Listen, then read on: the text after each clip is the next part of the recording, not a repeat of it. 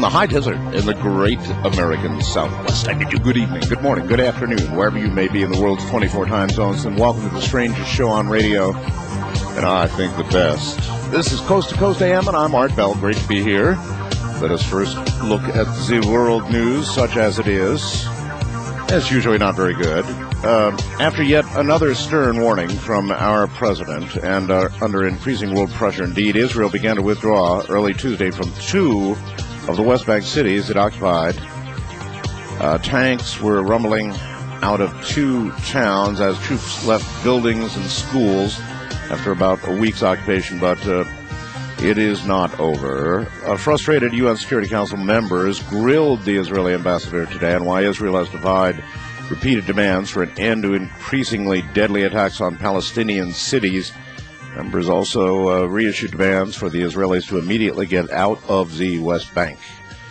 Israel's UN ambassador told the council that a ceasefire must precede or accompany a military pullout. So they want the shooting and the bombing and the guys who are blowing themselves up to stop.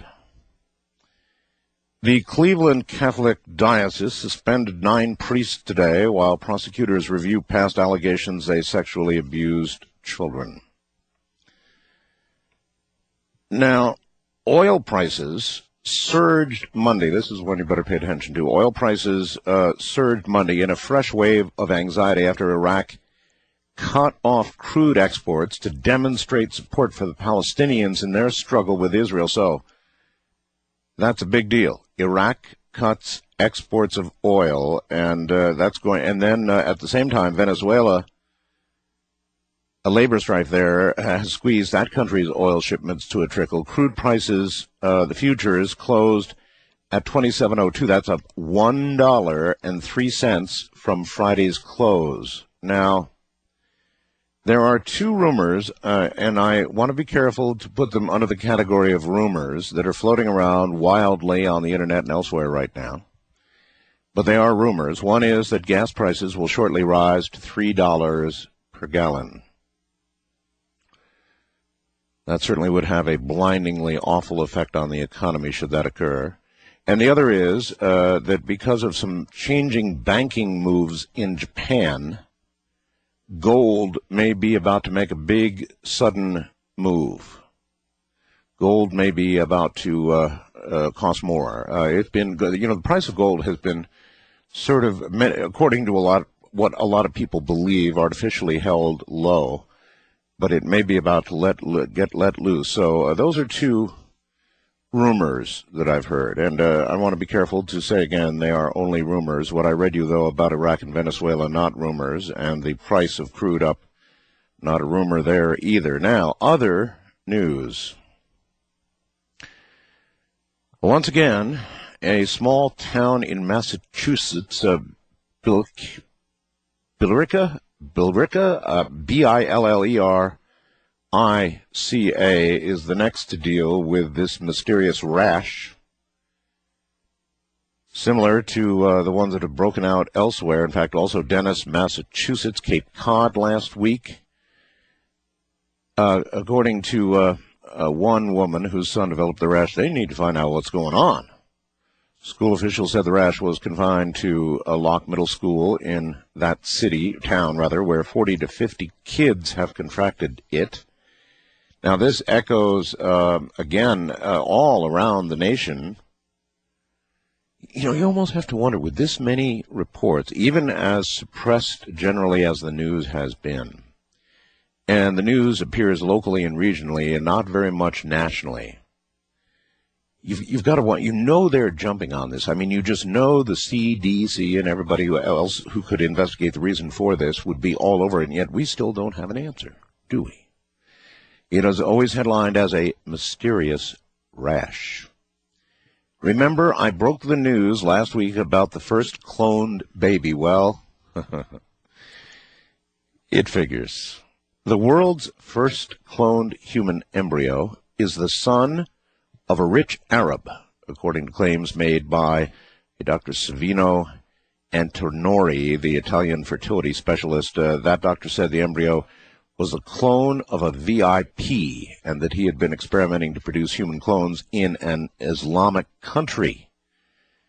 the doctor who pledged with Zavos of the Institute of America in Lexington, Kentucky, to attempt to clone a baby by the end of 2001 caused outrage last week when he told a scientific meeting at the United Arab Emirates that a woman patient was, in fact, 8 weeks pregnant with a clone. So, folks, there it is, the first clone. And who did it go to? We've had a lot of talks on this program about cloning. And the one thing I've told you is that the ego of people with immense amounts of money would probably be the first to clone. And who do we get here? A rich Arab cloning himself. I told you that money and egos would be no barrier to the ethical, moral questions about cloning, that people would want little copies of themselves, exact duplicates of themselves, and here is the first. The woman is now 8 weeks pregnant. Big flap in Munich, Germany. Strange lights in the sky baffled Bavarians late on Saturday over the weekend as hundreds of panicked callers jammed police lines seeking an explanation for the phenomena. Reports of an unsettling late-night natural light show came from all over the southern German state as well as neighboring regions. It had nothing to do with the weather, according to one meteorologist. I don't think green men from Mars have landed in Bavaria. It was like a huge firework. You could even see it through half-closed blinds. The whole affair lasted only about 3 seconds. Oh, I wonder what happened in Germany. Could have been a meteor. You know, they threw that in here at the bottom of the article. They always do. Could have been a meteor. Well, could have been.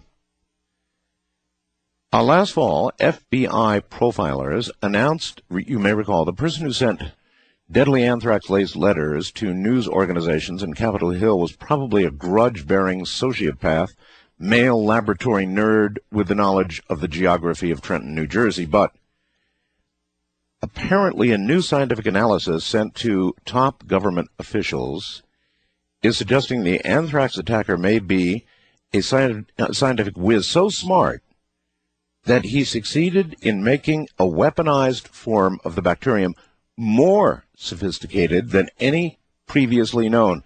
Government sources are telling Newsweek magazine that the secret new analysis shows anthrax found in a letter addressed to Senate Judiciary Committee Chairman Patrick Leahy was ground to a microscopic fineness never achieved by any U.S. biological weapons experts. The Leahy anthrax, mailed in an envelope that was recovered unopened from a Washington post office last November, also was coated with a chemical compound unknown to experts who have worked in the field for years. Coating matches no known anthrax samples ever recovered from biological weapons producers anywhere in the world, including Iraq and the former Soviet Union. Wow. The combination of the intense milling of the bacteria and the unusual coating produced an anthrax powder so fine and fluffy that individually coated anthrax spores were found in the Leahy envelope, something that U.S. bioweapons experts had never seen. Pretty interesting, huh? Sort of a private little word. Robert Mallet, a physicist at the University of Connecticut, believes that he knows how to build a time machine, an actual device, according to Dr. Mallet, that could send something or someone from the future to the past or vice versa. And he's not joking. Unlike other physicists who've pondered the science of time travel, the 57-year-old professor has devised a machine that he believes could transport anything from an atom to a person from one time to another. And if any of you need this story, and I know you will, it comes from Boston.com. That's Boston.com. This is a Globe staff article. It's not about a time machine. He says, quote, "I'm not a nut. I hope to have a working mock-up and start experiments this fall, says Mallet, who will detail his ideas about time travel at the Boston Museum of Science. Quote, I would think I was a crackpot too if there weren't other colleagues I knew who were working on it. This isn't Ron Mallet's theory of matter. It's Einstein's theory of relativity. I'm not pulling things out of the known laws of physics, but Alan Guth, a physics professor at MIT who studied the theory of time machines, says he isn't sure it's even theoretically possible to travel through time. As far as whether time travel is a possibility, says he, definitely not within our lifetimes. Well, what does he know?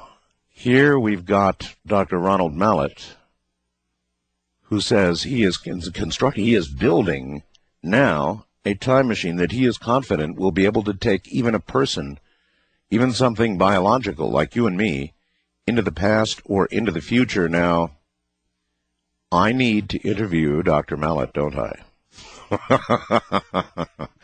We will go to work on that. Mallet acknowledges sending a person through time may require more energy than physicists today know how to harness. He sees it merely as an engineering problem. If it's possible to use light to send a neutron through time, a feat that doesn't require as much energy as sending a human, he believes it wouldn't be long before engineers figure out a way to send a person. So, you know, we're all over this one. We will be right back.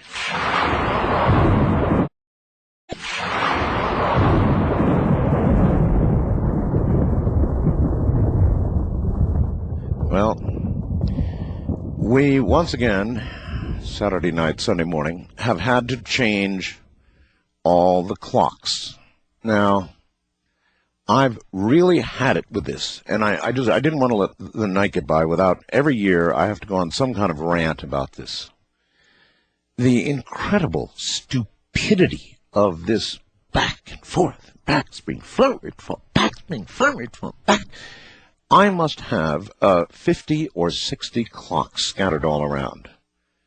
Yeah, I'm into clocks. And, you know, every machine you can think of, from radios to VCRs to, you know, the list is endless now. Everything, even stoves and microwaves have clocks, right? So, good 50 or 60, and I'm about halfway through my chore this year. Why in God's name doesn't this country, some politician out there who would like to really curry the national favor of a lot of people, stop this insanity. Stop it. Give us daylight savings time all year long. Don't change the damn clocks. I'm so sick of it I could throw up. I could hurl. So some politician out there who wants to garner national favor, for God's sakes, propose something in Congress to stop this back and forth insanity with time. I don't know if any of you feel the same way. Obviously, I have very strong feelings about it, and I rant about it every year. This year is no exception. So damn stupid. Why do we have to go back and forth? What the hell's the point? There are a few states that are pretty smart about it, Arizona and some others, you know, they don't change. But, you know, that just sort of makes it even harder because they don't change and we do. So everything, broadcast times, and I can't even begin to tell you the trouble that causes in states, you know, that are rebellious and don't change. We need to make it a national thing. This is a national show, right? Well, some of you write your congressman, your senator, and ask them to propose legislation that will end forever this insanity. Give us only a one-time daylight savings. I would think the additional daylight is good in a million different lot of different. Why in worlds do we change in the first place? I don't know. Do you? Does anybody out there know why we even have a change? I like daylight savings. You get more light. Might have something to do with kids or the summer or, you know, I don't know. But it's insanity. Absolute insanity. All right, well, remember I told you last week that I was getting an awful lot of email from people who said they are suddenly anxious and that's an understated word, that before 9/11 they were feeling like something was coming, and then that feeling abated for a period of time, and now it's back big time. I'm getting a lot of email, folks, from these people. Here's another. I'll read you just one. Greetings from Kansas, Art. I'm a cop. I've been a cop for 26 years. I work in a large metro and suburban area. I can generally tell if a citizen contact is going to go south before I even get out of the car, sometimes on the way. I listen to my intuition, and I've developed the gift over years. I'm a Christian, more first century than 21st, a Taoist, and a martial artist for over 35 years. Last couple of days, I felt like hitting my knees and praying to God a lot. I pray several times a day anyway, but I do feel that something bad is about to happen. I'm just now listening to a tape of the Thursday night, Friday night show, or Friday morning show, and I'm glad to know I'm not the only one. A couple of times over the last few years, I've awakened with an urge not to go to work that day, or put off an assignment till the next day. And as far as I know, thus far, everything has worked out for the best. At least I'm still around. At first now I told myself I was merely being influenced by the situation in the Middle East. I know bad things are happening in an area that's very important to me. Maybe it's more that, and I hope that anything monstrous can be averted. I did not get anxious, however, prior to 9/11. So, that is a typical email, and I'm getting so many of them. There may be some other answer to all of this, who knows. Now, here is somebody with what sounds like, on the face of it, I know, an outrageous idea. But really, it's actually something that would work. Now, we're all worried about hijackings, correct? Hijackings like 9/11 and others, we've suffered hijackings a long time. But, now with the new scare from people of Arab extraction, this idea, dear sir, here's a solution for the prevention of hijackings, at the same time getting the airline industry back on its feet. Since the men of the Muslim religion are not allowed to look at naked women, why not replace all of our female flight attendants with strippers? Muslims would be afraid to get on the plane for fear of seeing a naked woman. And, of course, conversely, everybody in this country would begin to fly again, something the airlines definitely need, in hopes of seeing a naked woman. We'd have no more hijackings, and the airline industry would have record sales. Well, crazy, but you've got to admit, if you think about it, it might work. I've been drifting on the sea of heartbreak, trying to get myself ashore for so long, for so long. Listening to the strangest stories, wondering where it all went wrong for so long, for so long. But hold on, hold on, hold on to what you got. Hold on, hold on, hold on.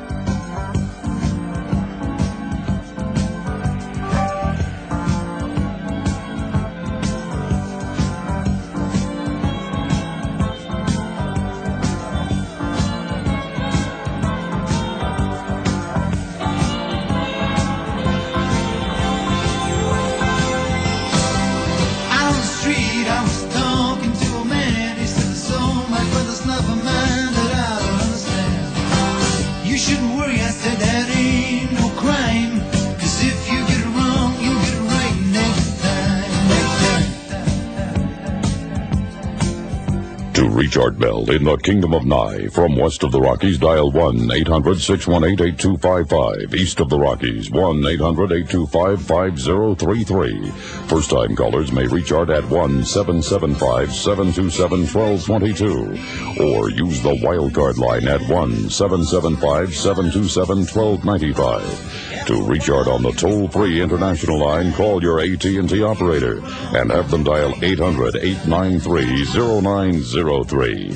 This is Coast to Coast AM with Art Bell on the Premier Radio Networks. Now, here's another thing that's going on that is strange in the world. Vampires in Colombia. We're getting all kinds of reports of vampire activity in the capital city of Colombia in Bogota.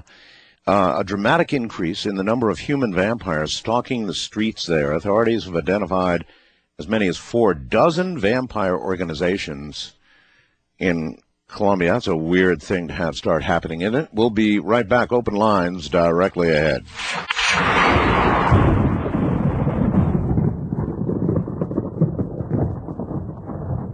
All right. Into the night.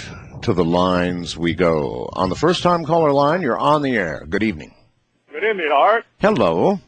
Hi, I was just calling to let you know about the time thing. You're wondering why it should be changed back. It would be real convenient if you could do so, but it was established by the military to confuse the enemy if you... All right, so who are we trying to confuse now, sir? All of us, no. No, I'm serious. If that was the original reason, if the U.S. military actually established it to confuse the enemy, then who are we trying to confuse now? And if the answer is nobody major, then for God's sakes, let's get rid of it. That's right. You know, with new modern-day technology like cell phones and atomic clocks, they all set themselves pretty much. So we'll pretty much not pay too much attention to it in the future. But like you collecting vintage clocks or whatever. No, I don't collect vintage clocks, sir. I have atomic clocks, and they all do a great job of resetting themselves. But they are by no means, not even close to being a healthy percentage of the totality of the clocks that I have. I'm sick to death of it. It'll take time. It's really frustrating. 60 clocks, Art. God, how do you spend time for your show? You must be setting clocks all day. Yeah, well, you see, I can't stand to see them wrong, so I am driven. I'm type A personality, I'm driven to change them all. It's just the stupidity of it. I mean, give me one good reason why we're doing it. I don't know. It's the military. You need to have somebody who will fast-blast you or call you up will tell you to find detailed military reasons for it. But it was established by the military for some weird reason. Right, all right. Well, I appreciate the call, sir. Thank you. But if that was it, if it was established to confuse the military, then who are we trying to confuse now? Hijackers who are trying to catch airplanes? No. Listen to me. It's time to abolish this disaster, this national disaster we have twice a year called spring forward and fall back. To hell with it. I'm serious. Somebody better come up with a really good reason why we're doing this, or I'm spearheading.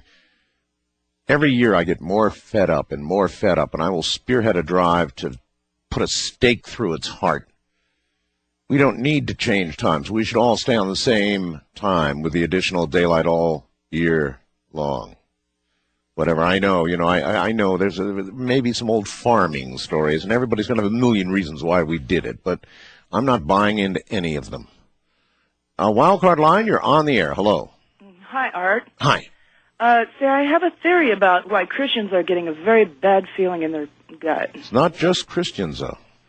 Well, you see, Jerusalem, let's see, okay, let's go to the Muslims. They believe that Christ was born under a tree, and they have 200 militants in the Church of the Nativity, and they don't even believe Christ was born there. Now, these people believe that Christ was a great prophet, but why don't they follow? They're there because it's a valuable place to Christians. It's kind of an insult to Christians. I was in that building myself, and I know exactly where it is. I stood at the incredible spot where Christ is said to have been born. Oh, well, take it like this then. Maybe Muhammad is the false prophet of biblical proportion. Well, who knows? But if it doesn't stop soon, there's going to be a war. And I guess that's what they're recognizing now in Washington. I believe I tell you what I believe about the whole Middle East thing. I think that that President Bush told the Israelis, I mean, something was going to pop. You're only going to last so long with people strapping bombs on to themselves, walking into your cities' busiest areas and blowing themselves and your citizens up. I mean, nobody is going to put up with that any more than we're going to put up with anybody crashing airplanes into our tallest buildings and the Pentagon and all of that stuff. We're not doing that. We're over there kicking butt in Afghanistan, and we have only but begun. There are more butts out there waiting. You and I know who we're talking about, what countries we're talking about. It's self-defense, and if people are killing your citizens, you have a right to self-defense. Now, I think that our president told the Israelis, look, you've got X number of days, go get them, get rid of the ones that are doing the terrorism, and then withdraw. And it may be the Israelis now are overstaying their promised time. In other words, they're doing a bit more spring cleaning than Washington authorized. That's just my take on it. East of the Rockies, you're on the air. Hello. Hello, east of the Rockies, you're on the air.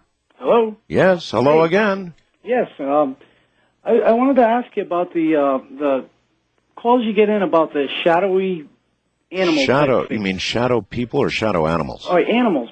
I live in Rhode Island. I live in a very active area. We have like the historical cemeteries, the Indian burial, an area called Kickamute River. You mean an active paranormal type area? Yes, very, very active. Okay. My stepbrother is very sensitive to this stuff. He always sees this stuff. I never believed him. Not even an hour ago, I was out on my front porch. We have this very old chestnut tree. Now, I saw something out of the corner of my eye streak by. I looked directly at it. I could see a blur.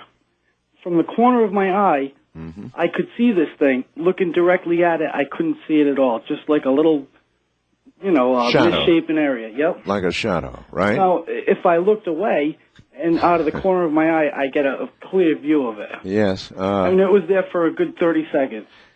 Yes, exactly right. Thank you. Look, I think there is substantial possibility, and as you know, we've been talking about shadow people on this program for now a long time. What is now a long time, right?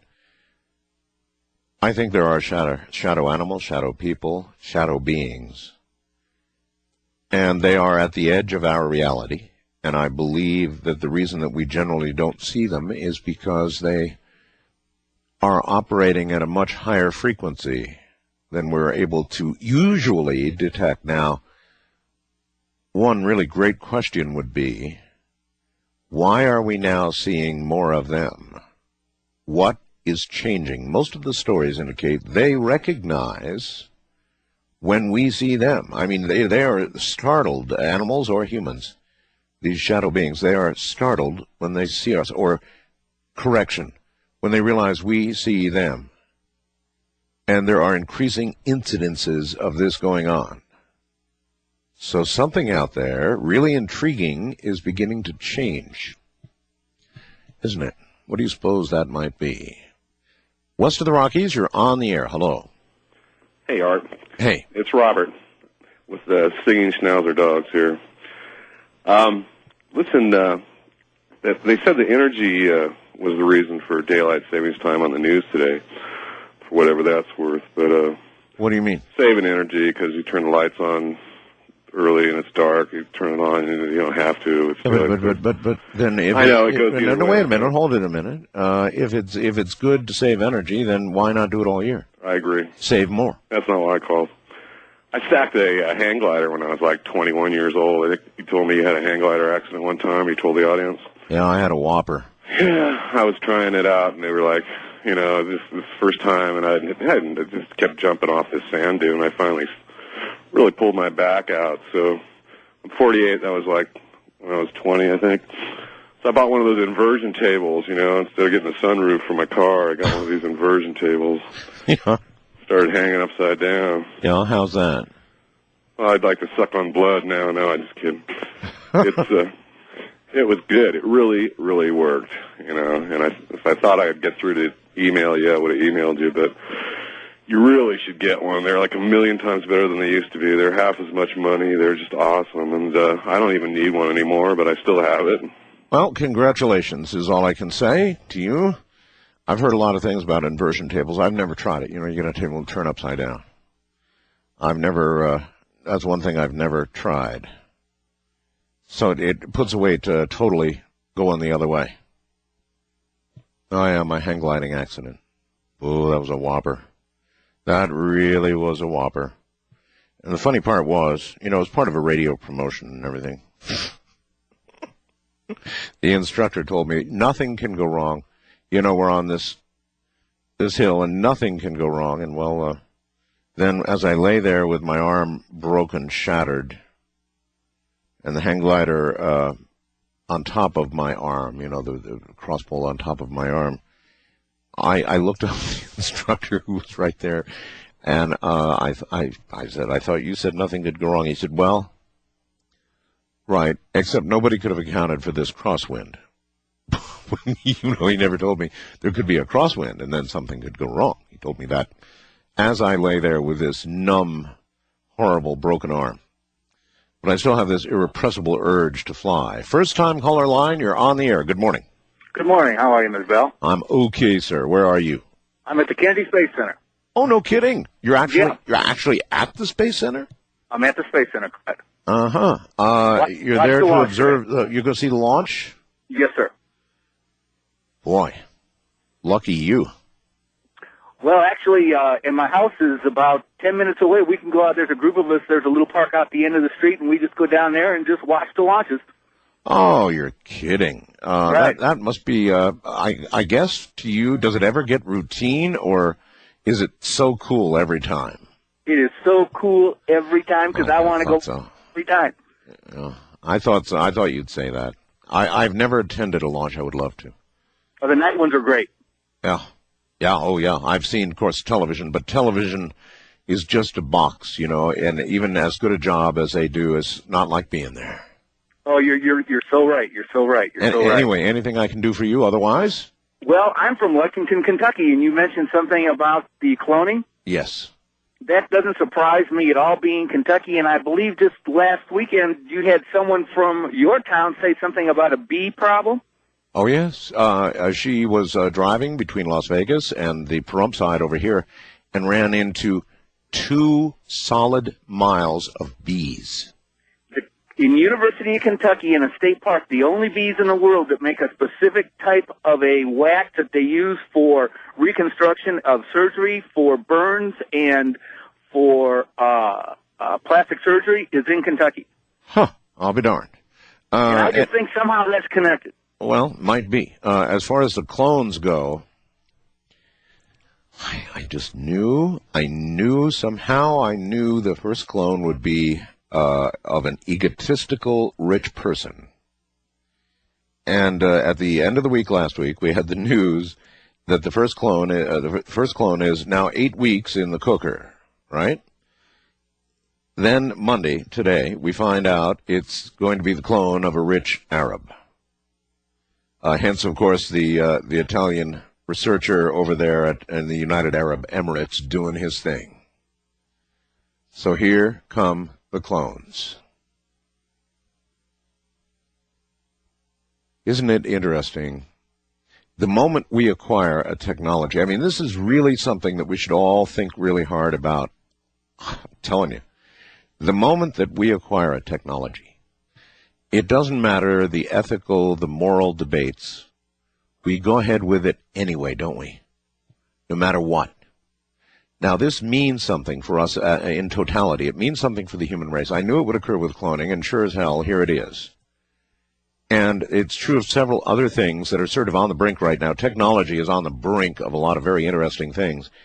And the case I'm making here is that no matter what laws they pass, no matter what they do, these various things in science are going to happen. They're going to be tried.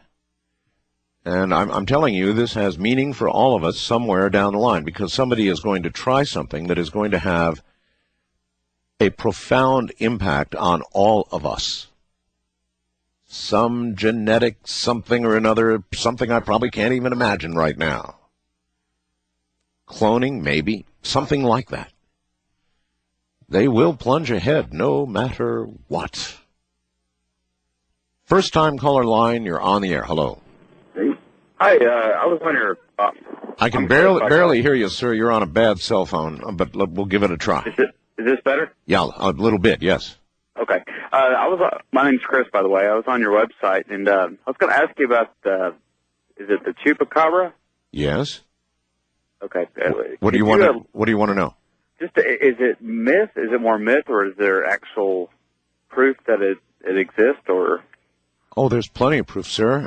There are hundreds, if not thousands, of sightings. There are animals that were mutilated in a very specific way that were strewn across the American Southwest, in Mexico, South America, all over the place, probably going back to Puerto Rico and then jumping across to South America is what it looks like. Okay. Okay, that's what I was wondering. Is it kind of like a Wolverine type looking animal, or? The pictures the people have drawn are pretty horrible.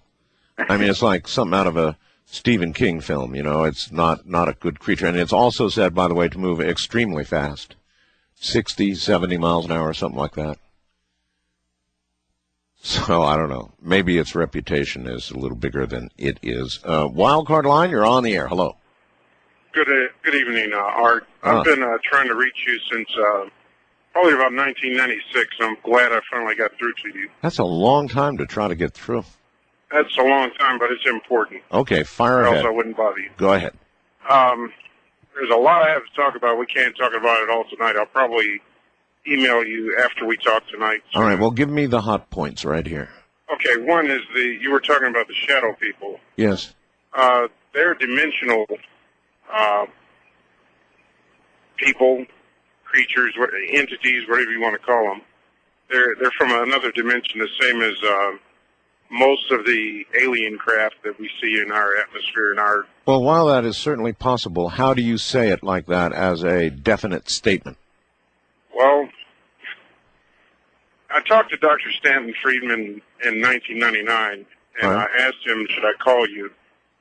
And because I hadn't been able to get through to you, so I talked to him. I was able to reach him, and I talked to him, and I told him that the reason I wanted to talk to you is because the ship that was shot down in 1947, I'm sorry.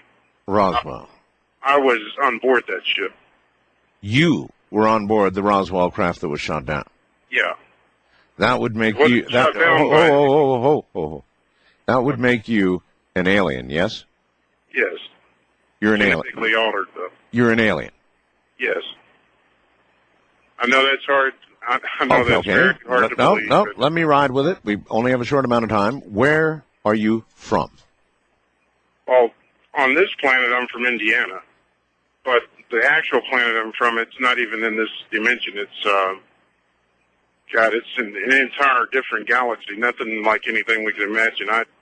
Because I was so young when it happened, I don't even know the name of our planet. My parents were killed. How did you live through the crash? I don't know. Probably because I was so young. I mean, were you raised by some New Mexico farmer? I was raised by people on this planet. No. In the most immediate, I mean, what happened to you? Did a New Mexico farmer find you and raise you? No, actually, I'm convinced the government found me. The government found you. Took me away and then put me with an Earth family so that I could, evolve normally. So you were adopted. Yes. I know it sounds strange. It wouldn't take up your time. It does sound strange, you're right, but how about proof? Do you have any proof all of this is true? Well... Any at all? Reoccurring dreams.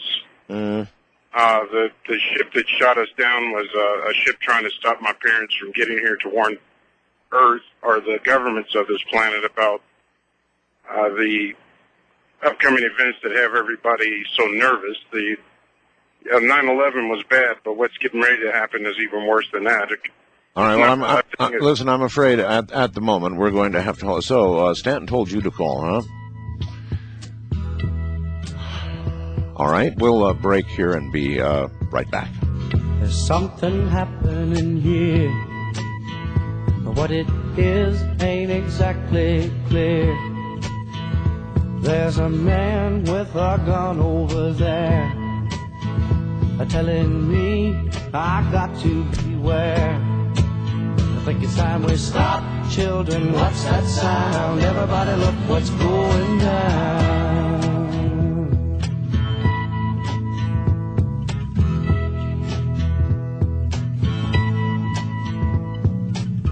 There's battle lines being drawn. Nobody's right if everybody's wrong. Young people speak in their minds.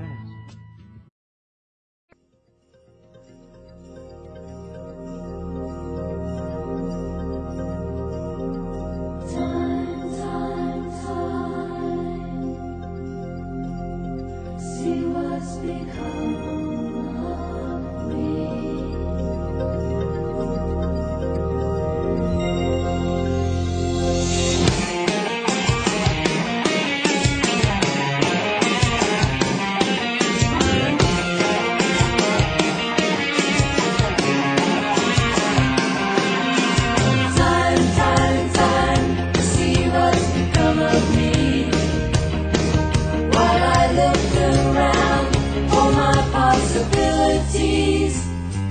I was so hard to please. Look around, leaves are brown, and the sky is a hazy shade of winter. Call Art Bell in the Kingdom of Nye from west of the Rockies at 1-800-618-8255. East of the Rockies, 1-800-825-5033. First-time callers may reach Art at 1-775-727-1222. And the wildcard line is open at 1-775-727-1295. To reach Art on the toll-free international line, call your AT&T operator and have them dial 800-893-0903. This is Coast to Coast AM with Art Bell from the Kingdom of Nye. I am so inextricably interested in the subject of time. I think that's why I like this record. That and the harmony. Coming up in a moment, Dr. Russell Targ is a physicist and author who was pioneer in the development of the laser. That's quite an achievement, development of the laser, and co-founder of the Stanford Research Institute's investigation into psychic abilities in the 1970s and 80s. Recently retired from Lockheed Martin as a senior staff scientist, where he developed laser technology for peaceful applications. He's written about 50 articles on lasers, plasmas, and electro-optics research. And he's just, and so much more. And he's just around the corner, so keep your radio planted. This is Coast. Look around, leaves are brown. There's a patch of snow on the ground. Look around, leaves are brown. There's a patch of snow on the ground.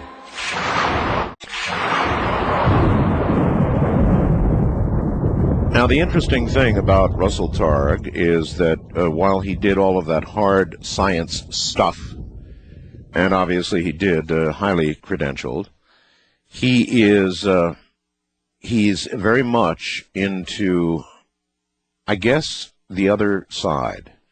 Remote viewing. He's a big believer in the power of prayer. He has written any number of books, The Heart of the Mind, How to Know God Without Belief, which is interesting. Book Miracles in the Mind, exploring non-local consciousness and spiritual healing. Just all kinds of things that we constantly talk about on this program. Dr. Targ, welcome to the show. I'm very happy to be with you this evening. I'm very happy to have you. I know that we always do this when we've talked, but it seems incredible to me that somebody who virtually invented the laser would move from such a totally hard science, physics, area of physics, into metaphysics, which is basically what you've done. Well, it's all about experience rather than belief. When I was a graduate student at Columbia University, I was also doing magic on the stage. And every magician has the experience from time to time that you're standing, pretending to read the mind of somebody in the audience, and you have the experience of knowing more about that person than you should have known from the trick. And even magicians who hate ESP will tell you in private conversations that they have had that experience. That is, when you're standing with the lights in your eyes, you have the demand of a big audience. Yes? You can supplement your trickery by whatever kinds of ESP comes your way. And after you do that for a number of years, you get to learn to separate out the psychic signal from your memory and imagination. How many magicians who do that kind of work do you think would substantiate what you're saying and say, yeah, right on? I know Melbourne Christopher would, because he was a consultant for our Stanford Research Institute work. When we started out working for the CIA, we had any number of people come to our laboratory, and one of the things that we promised all of our government sponsors is that we were not going to be deceived by visiting tricksters who had passed through our lab. So even though I had considerable experience with magic, we wanted a well-known professional like Melbourne Christopher to stand behind the curtains and make sure we weren't fooled. So we had a lot of conversations with him about the way people will try and deceive you and the extent to which when you're doing a trick, you often get information coming to you. For example, when I was trying to sell our first program to NASA, I had prepared a card trick just to deal with the issue, are we going to be fooled by magicians? And what I prepared was a trick where I would cleverly force a card so he would have the experience of shuffling the deck and choosing a card, and then I would open my little notebook and I would say, today we have the 8 of clubs for George, and he was stunned because his impression is that he had carefully shuffled the pack. We then did it again. He just grabbed the cards, said, that's a great trick, I want to see it again. He grabbed the cards and shuffled them, and of course the second time he shuffled them, I had no way to do it, but I just got a mental picture of another card, the 8 of diamonds, and with lots of demurs, I said, we never repeat a trick. What I see is the 3 of diamonds, and there it was, and he gave us the money. That's excellent. So we've had to do magic year after year for the CIA. Well, I was going to ask you, I wanted to go back and ask, what's it like working for the CIA? I mean, how's the CIA as an employer? Are they... is it everything that civilians out here think it's like, or is it very unlike the way it's popularized in the in motion pictures and television? It's popularized. You have a mixture of highly intelligent, thoughtful people, yes, intermixed with a number of crazy people, who have their own ideas. As we were doing outstanding work for the CIA, describing distant Soviet sites, and part of the evaluation was that the photo interpreter said, we can't look at this because it's from the devil. So even though the analysts loved what we were doing, some of the people felt that it was satanic. So even at the highest levels of the intelligence agency, you have people who have a hard time. So you were running up against sort of a Christian a wall. That's right. Oh, I've never heard that. I'd never heard that. I'd heard that there was disdain for the program, but I've never heard anybody go into the kind of detail you just did. When we had our most successful work with Pat Price, who was our very psychic police commissioner, he was able to describe what was going on in the Soviet Union, where he described a research facility, and he did it with very great accuracy. In fact, the accuracy was so great that we wound up having a congressional investigation of our work. So let me, if there's that much accuracy, I'm going to ask you a pretty bold question, all right? A lot of people are fast blasting. And by the way, may I ask what kind of phone you're on? I'm on a landline. I'm not exactly sure what you're... I'm getting a little distortion in the audio, and I was wondering... What kind of phone? Whether we had an option I can probably to try hold it away from me and not shout into the mouthpiece. That might help. Would that be better? Yeah. Oh, that does seem to be an improvement. Yes. I mean, you're a long way away, so I'm sort of shouting at you. Yeah, we may have to dial and get another line here at the bottom of the hour. No problem. But working for the CIA, you say they're what you would call some crazy people there. Let's talk about that a little bit. I mean, there is a large body of belief out there, Doctor, that the information, where the information comes from, the information that remote viewers gather, that there could be trickery involved, that in fact it could be coming from some negative entity. Can you entirely rule that out? See, I sort of don't know how to respond to negative entities. I'm basically an unreconstructed physicist, so I believe in data. I've now seen thousands of remote viewing trials with people all over the world, and just an ordinary ability. We've traveled to Italy and France and Holland and all over America, showing thousands and thousands of people how to do remote viewing. Doctor, I don't for one second doubt remote viewing. It passed my test a long time ago. We know it's real. I don't think entities are involved. I think it's just an ability. Just an ability. It's neither sacred nor satanic. It's just an ability. Our contribution is to give people permission to do it, because in the society, psychic ability is forbidden, and therefore it's repressed. And as I go around lecturing and writing books, I tell people this is your native human ability. I can tell you how to do it and show you in an afternoon how to do it, and people are able to simply incorporate that into their lives. So through what medium do you believe the information is being gleaned, or the ability is being exercised? Through what medium? I think that we live in a non-local world. That is to say, you and I are separated in the physical plane by 1,500 miles. But in consciousness, I think that there is no separation. So if I were a young physicist today going into research, I would probably be doing research in non-local physics. That is, exploring the extent to which things that appear to be separated are actually connected. Are you aware, Doctor, of the experiments being done at Princeton?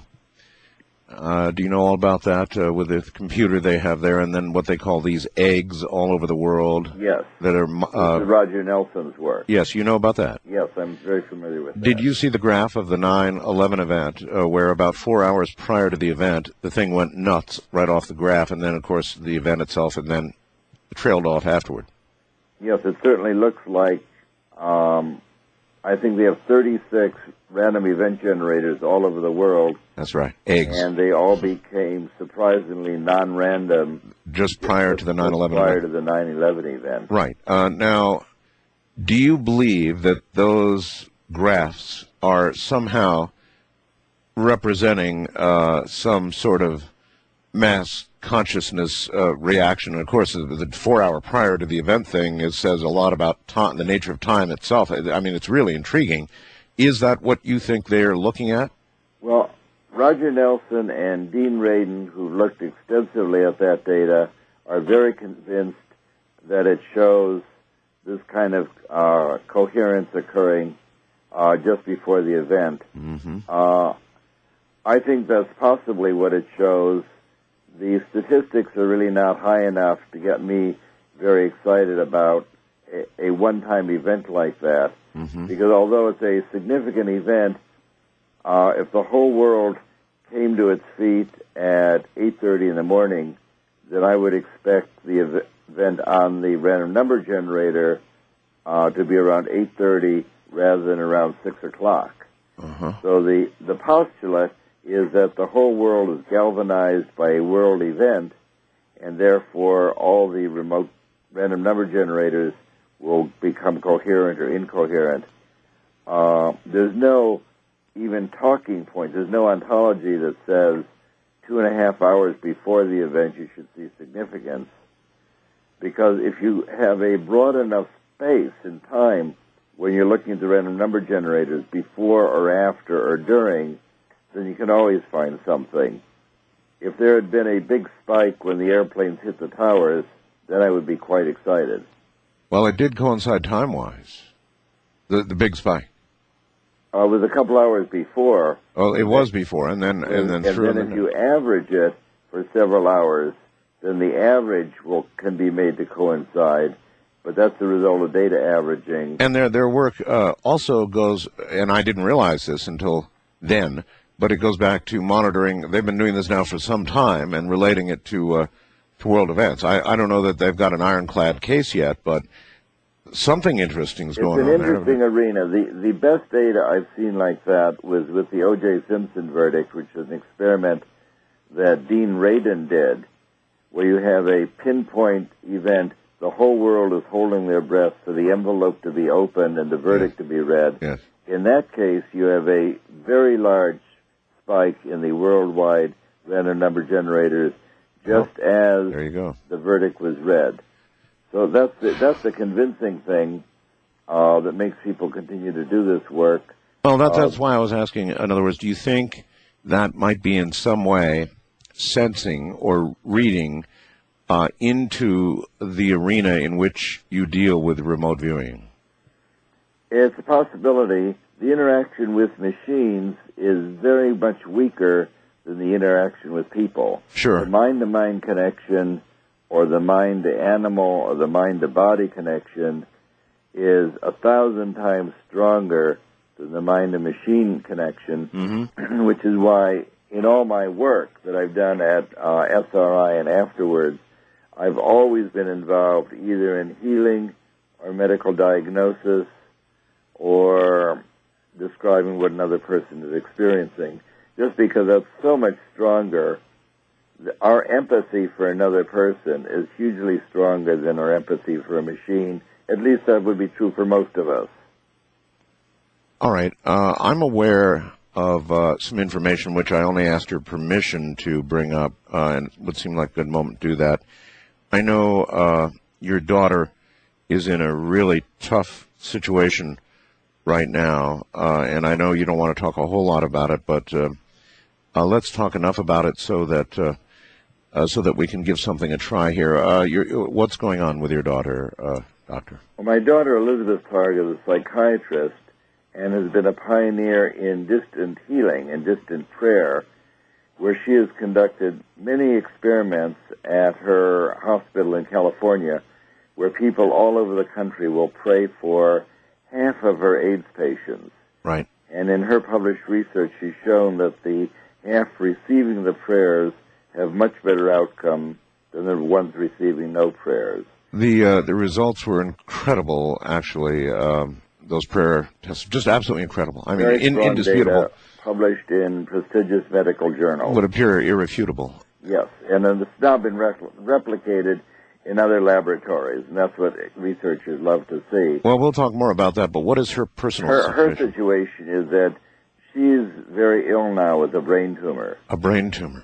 And oh, my God. I would be very happy if 1 million listeners around the country would send her the kind of healing prayers that have in the past been sent to her patients.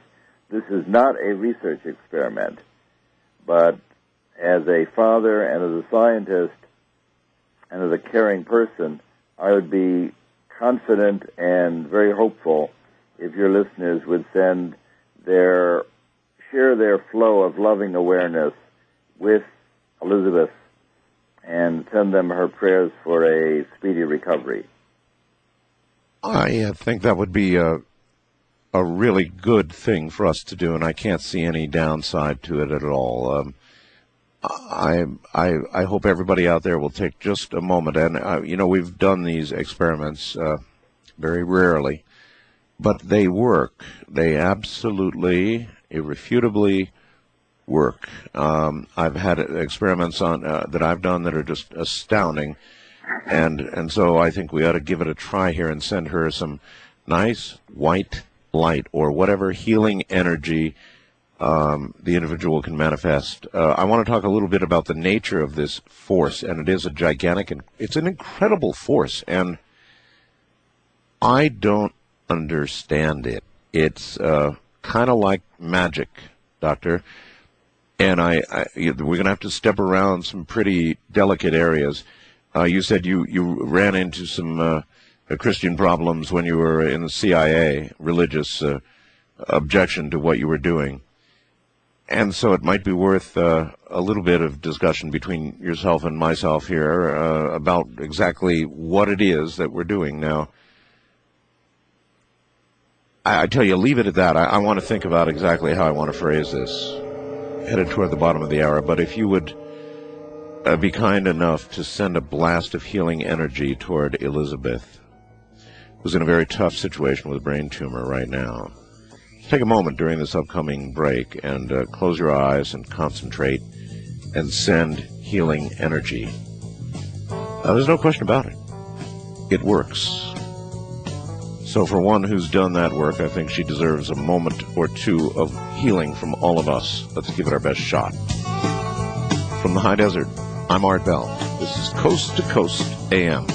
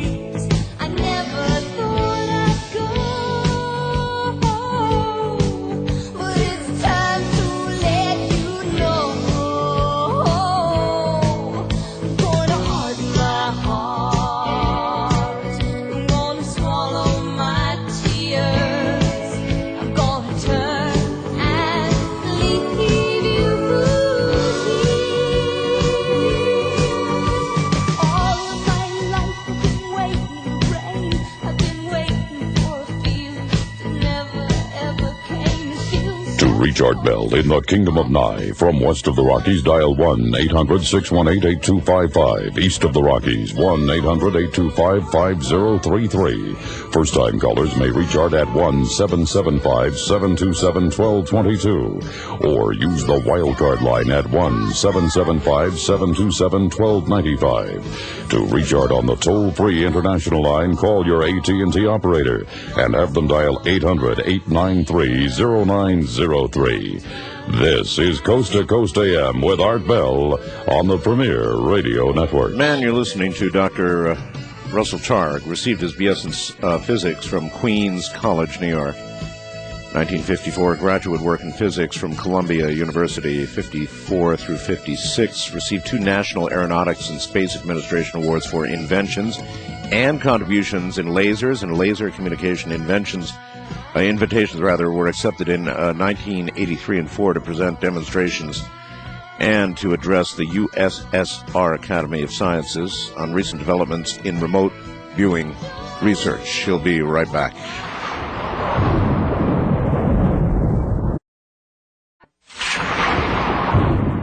Once again, Dr. Targ, now on a different telephone, and we may get rid of the crackling here. That's great. Doctor, what we just did works. What I don't understand is how it works. How does it work? Why does it work? Can you answer any of those questions? Millions of minds gathering together, healing, work. Why? Well, no, of course, nobody knows the answer to that. What we believe is that it's a non-local, non-energetic phenomena. The reason we say it's non-local is because from the research that's been published, is that we know that to affect the health or the physiology of a distant person, it doesn't matter how close or how far away they are. Right. These things work across the room or across the country. So that's what you mean by a non-local phenomena.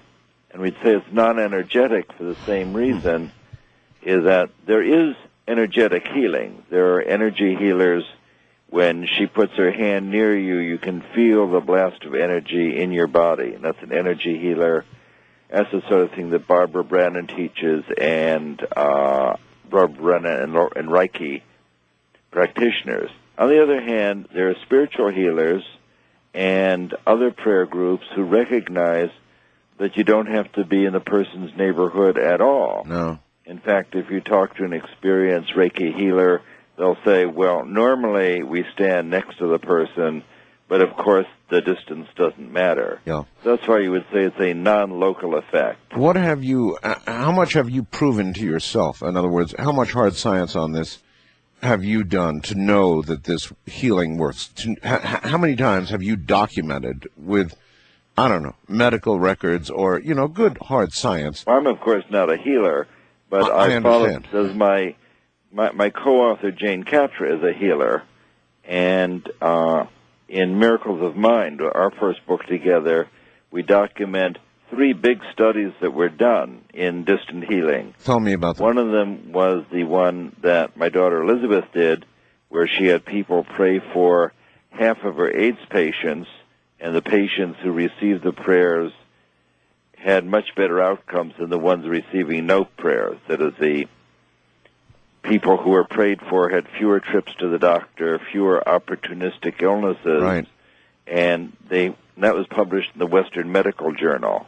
Huh. Another study published by William Harris had almost 1,000 cardiac patients at St. Louis University, published in the Annals of Internal Medicine, and the heart patients who were prayed for had fewer interventions and fewer complications. Yes. And the famous study by Randolph Bird, published in the Southern Medical Journal, similarly had Catholic prayer groups praying for half of his cardiac patients. Now, in all of these studies, all the patients wish to be in a healing group, but they never know whether or not they're being prayed for. Right. So it's not that people feel that they're being prayed for so they get better. It's that the specific people whose pictures are handed out to the healers, those are the people who get better. So the evidence is quite strong from these 3 studies. In fact, a big analysis of the studies was published again in Annals of Internal Medicine by John Aston, reporting on all the studies that have been published concerning distant healing. And this is, again, in a major medical journal. So this is a new hot topic for medicine. And Aston's finding is that the evidence for distant prayer, distant mental influence, that phenomena is very strong data. And working with Dr. Catra, I have seen her go into her healing state and send what she thinks of as a healing template to a distant person, and immediately there's a change in their physiology and a change in their health. Yes. So the published data is what we hang our hat on as a scientist. Sure. But through a decade of working with Jane Catra, I've just seen her again and again, just at a party, which is a thing that ultimately comes down to what happened at the party. And in this case, the man who had not walked in a year with severe arthritis, Jane just stood by his chair at his wife's invitation. After 10 minutes of silence, he left both of his canes on the floor, stood up out of his chair, walked across the room and made a sandwich, and his wife almost fell off of her chair. She said, that man has not gotten out of a chair in a year without help. Now, we don't know what transpired between them, what Jane did, but it's one of these cases. He threw away the canes, got up, and made a sandwich. So I've seen enough of them, this kind of thing, so I'm really confident that there's a mind-to-mind interaction between the healer and the patient. There's no question about it. Do you think that it makes any difference at all whether the people who do the praying believe in God and pray and channel their prayers through God, or simply use the power of their mind to project? Do you believe there's any difference?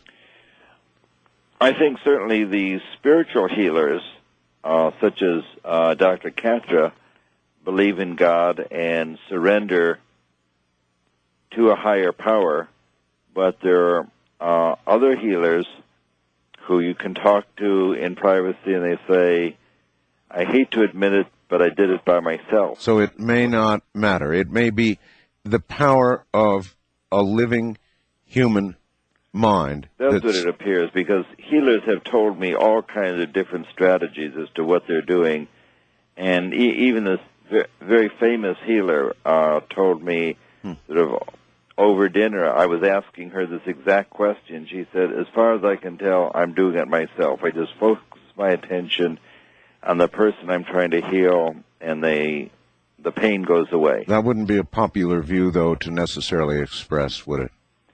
Well, I think the Reiki healers and the energy healers feel that they are using their mind to focus energy, and there are a lot of... I know, but I'm just saying that in terms of the way there would be potential acceptance to not suggest that your power is coming from God would probably put about 1 million more stumbling blocks in front of you than you'd have otherwise, eh? That's right. In the film Resurrection, Ellen Burstyn got into trouble from saying, I don't know about this God stuff. I just seem to be able to help people. That's right. It was a perfect example, that film. I'll never forget that movie, in fact. But the Reiki healers and the energy healers and all the people who do therapeutic touch are not involved in a spiritual practice. Certainly, most of the healing we know about has been through prayer circles who follow the teachings of Jesus, who had many, many healings described in the Bible. Oh, yes. And he said, what I have done, you shall also do, and even greater things shall you do. So in the biblical text, Jesus was very affirmative about not only his healing, but about our being healers as well. I should tell you that I got a call from the hospital room where 2 people were awake listening to you in the dark. Of course, Elizabeth is asleep. And they just called to say an amazing thing happened as they were sitting there. They don't know how my daughter is, but the room was just filled with light at the bottom of the hour. Oh, I know. And they just called me in astonishment. I appreciate the report, but I'm not astonished. That's an incredible report, but I'm not astonished. I've just seen this happen too many times. I know it's real, Doctor. It's as real, as tangible as this desk in front of me and everything else. The threshold for this was passed a long time ago, so I'm really pleased to hear it, but I'm not astonished. It's a fact. This thing we're talking about is real. Jane and I got together when I was diagnosed with cancer 10 years ago. They were getting ready to do chemotherapy, and my friendly HMO rolled me out on a gurney cart, delivered me to this healer that I knew slightly, and asked her if she would help me get ready for chemotherapy. And Jane said, well, from what I see, I don't even think he's sick. So you had this wonderful moment of truth between the spiritual healer looking at the oncologist and the radiologist who had just told me to get my affairs in order, called my 2 doctor children to help their old man get ready to die, and this healer says he may not be sick. And, of course, it's now 10 years later, and I'm fatter and sassier than ever and seem to be doing okay. He may not be sick? That's an interesting statement. He may not be sick. And what she says is that what they had was marks on film. Just don't tell people you're sick. Let's just go home. And she taught me new behaviors like praying and getting reconnected with my support group and friends and getting exercise and visualizations and meditations and all sorts of things, eating my peas and carrots. And 6 weeks later, all the films were different. That is, the things that they were ready to operate on and do chemotherapy looked entirely different under higher resolution. And so, medically, what did they say that, in other words, the original diagnosis was incorrect? Well, there were two very that's always what the doctors. Spiritual healer hears. The highest praise she ever gets is it was a misdiagnosis. Yeah, of course. But the hospital had two very unattractive possibilities. One is they told a well man that he was going to die. That's a very bad outcome. Yeah. The other is they had a man who was about to die, couldn't be helped by the hospital, and was cured by a spiritual healer. Hospital doesn't like that one either. No, not at all. Not at all. That wouldn't be good for business now, would it? So in Miracles of Mind, we tell that whole involved story, and Jane goes on to describe what it takes to be a spiritual healer and how you might incorporate that into your life. Now, it doesn't always work. In other words, there are people with cancers and other problems, that go to healers, and healers don't have a 100% record. Sometimes it doesn't work, and you've got to wonder why it works enough of the time that I think any reasonable person can prove to themselves that it is absolutely real. But then in those cases where it does not work, what do we say to ourselves? Well, all of these psychic experiments work some of the time and don't work some of the time. Exactly. And it's the nature of the mental state of the healer. And in the case of healing a sick person, the person may be so sick that it's simply their time to die, and that they're generally, if a person has a multitude of things the matter with them, the healer's not going to be able to help them. I see. If you have a single thing the matter with them, the healer can often help. Oftentimes the healer is called in for somebody's 85-year-old grandmother who has many, many different problems. Can you save this old lady? And the answer is probably not. And that's a good answer to the question. I wonder, in cases of singular, perhaps upcoming fatal disease, what kind of percentage a good healer can have? I don't know the answer to that. In the work that Elizabeth did, she had only 60 people in the study that she did, and she had highly significant results. I can tell you something interesting comparing Elizabeth's study and my daughter's study at California Pacific Medical Center and the two other studies, in that her results were much stronger than the other two. In my opinion, that was because she worked with only experienced healers. The other two studies of heart patients worked with well-intentioned people, but who were not necessarily experienced. All of Elizabeth's healers had been doing healing for at least 5 years, which is to say, if it wasn't working for them, they wouldn't continue to do it for 5 years. And So does one see a linear progression in the ability of the healer from the time they take this on as their personal crusade in science? Do you see a linear progression in their abilities over a 5-10 year period, whatever? I don't have experience in that regime. I can tell you that people learn to have better and better control of their psychic perception over the years. That I started with one of our Army recruits, Joe McMonigal, and I sat in the lab and we figured out together how he could do remote viewing, and 10 years later he has gotten more and more accurate and not lost ability but gained ability. So he has gotten in touch with his own mental process so that he has become one of the very most proficient remote viewers in the world after 10 years of practice. These things are an intellectual ability where you learn to separate memory and imagination and analysis from the psychic signals. So here's what a lot of people are saying. It's a hot button question. If remote viewing can do all of these things, then why have we not yet found bin Laden? Can you explain from a remote viewing point of view why nobody's located bin Laden? Well, I don't know that the government has mounted an effort to use remote viewers to find bin Laden, although my guess would be They've contacted freelance remote viewers. I would bet they have. Remote viewers can't read the street address, generally. So you can only describe, a remote viewer can tell you what it looks like where the person is. Uh-huh. If the person's in a cave, he can say, I see exactly where he is. He's inside a cave. It's pretty dark where he is. There are lots of rocks, and it's bright on the outside. And that may be a perfectly accurate description, but it's not very helpful.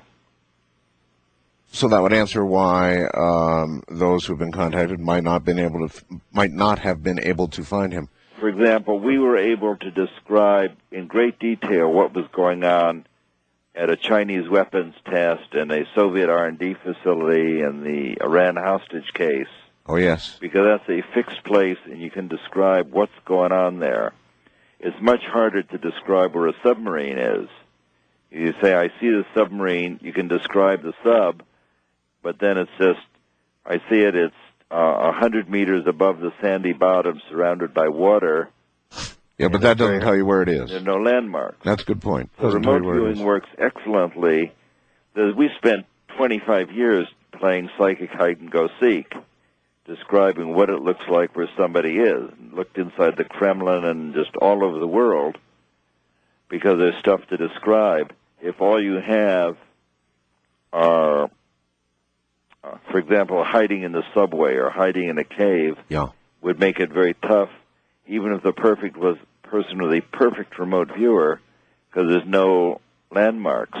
Well, I would imagine at this point, our government certainly has come to the point of frustration with regard to locating bin Laden, that they have contacted some remote viewers. Obviously, we're never going to hear about it, but I wouldn't be surprised. You haven't heard any rumblings, have you?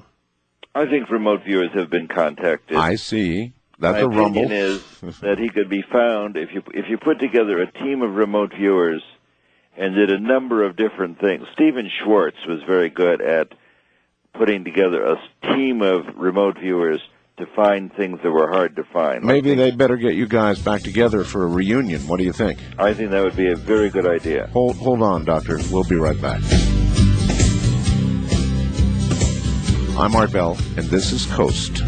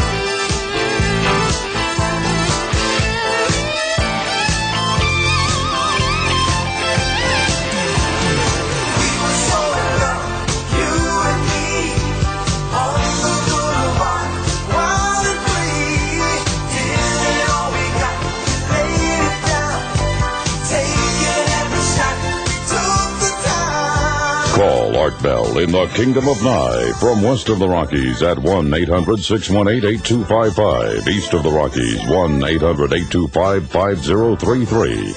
First-time callers may reach Art at 1-775-727-1222.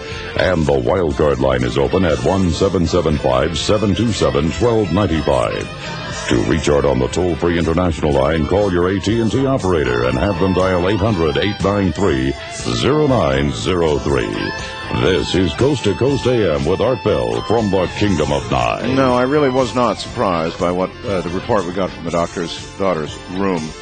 From two people, not at all surprised. This may be the most powerful force in the entire universe. Thing is, we don't understand a lot about it yet. We really need to understand a whole lot more about what we're dealing with. A healing, that seems a fairly safe avenue to pursue, but I'm telling you all, we're really into an area here that not too many of us know a whole lot about. We've got one person who does. He's on the phone. He'll be right back.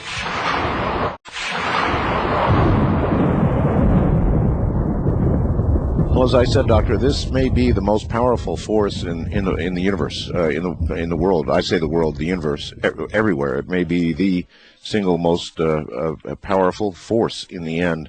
I've contemplated that, and we know so very little about it. I mean, your daughter, for example, and her studies and the other studies, and we know that it's real. We don't understand enough about it. And I worry about things like the law of unintended consequences. I've learned a lot about that one lately. Healing would be a fairly safe route to go. But if this is a power, then if it's like all other powers, it can be good. It can be used for good or for perhaps some negative reason. Do you believe that to be true or untrue? Well, I think that with regard to the first thing you said, it's sensible to say that it's the most powerful force because it's a non-local force. Right. That is, anything that you can do that has the same force across the room or thousands of miles away is a very remarkable capability because it's independent of distance. That's right. And time. And time. Well, William Broad is a psychologist who believes that it's independent of time from his experiments where he had data showing that he had people breathing quietly, and at a later time you could hear the tapes of their breathing, and people were instructed to help people breathe faster or breathe slower on a random schedule. Right. And they were able to do that, and the only way that could have occurred is if the mental process of the person on the second day actually affected the breathing of the person on the first day. I think that was actually done by Helmut Schmidt and reported recently by William Broad, called as a kind of retroactive healing. So that would appear to cross the time barrier. That's right. William is very interested in this retroactive healing. He published a paper on it in Larry Dossey's journal, Alternative Therapies, where he says that one of the things that a healer can do is heal the sick person at an earlier time to not change things presently, but to change the trajectory that the healing person is on. Wow. They've passed through time and space and gotten to this moment, and with your healing intention or your loving prayers, you send them on a healthful trajectory, but the activity could have occurred from the present into the past. Okay. Well, that, again, would seem to be consistent with the claims of the abilities of remote viewers, unlike yourself. Remote viewers say that there is no barrier to time in terms of remote viewing, that you can remote view the past, the present, and the future. In the remote viewing, I'm, of course, more confident that I know that you can remote view into the future. You can describe events in the future just as easily as in the present. In fact, I would say the most interesting thing that I could communicate to you tonight is the abundance of data showing that it's no more difficult to know the future than it is to know the hidden present. And that's why we are very confident that it's a non-local ability, because neither distance nor time matters in your ability to expand your awareness through both space and time. Well, it shows that we really misapprehend the nature of the space-time that we live in. Well, then, to me, it suggests that healers and remote viewers are dealing in some way or mixing it up in some way with the same medium, with the same the same pathways, the same non-locality. There are too many parallels for it not to be true. Yeah, the parallels is the healers, the remote viewers, and the physicists are all seeing non-local phenomenon. The first person in the hard sciences in the Western world to talk about non-locality was Einstein, who in the 1930s wrote a paper, which is now well known with Podolsky and Rosen. It's called the EPR paper, where Einstein said that quantum mechanics predicts that photons traveling in the opposite directions will still interact with one another if they were born together. So if you have twin photons traveling away from each other, and you collect one of the photons with a polarizer, the other photon will be affected. And Einstein predicted that and said that doesn't make any sense because that would be a spooky connection at distance, a telepathic connection between the photons. Therefore, he felt quantum mechanics was wrong. I had not heard of this paper by Einstein. That's very interesting. This is a very famous EPR paper, 1935. Einstein was attacking quantum mechanics because it gave this non-local result. Well, now, of course... now we've done experiments showing that Einstein was correct in his analysis. You do have the spooky connection at a distance. Even though the photons are traveling away from each other at the speed of light, there is an instantaneous connection between the photons.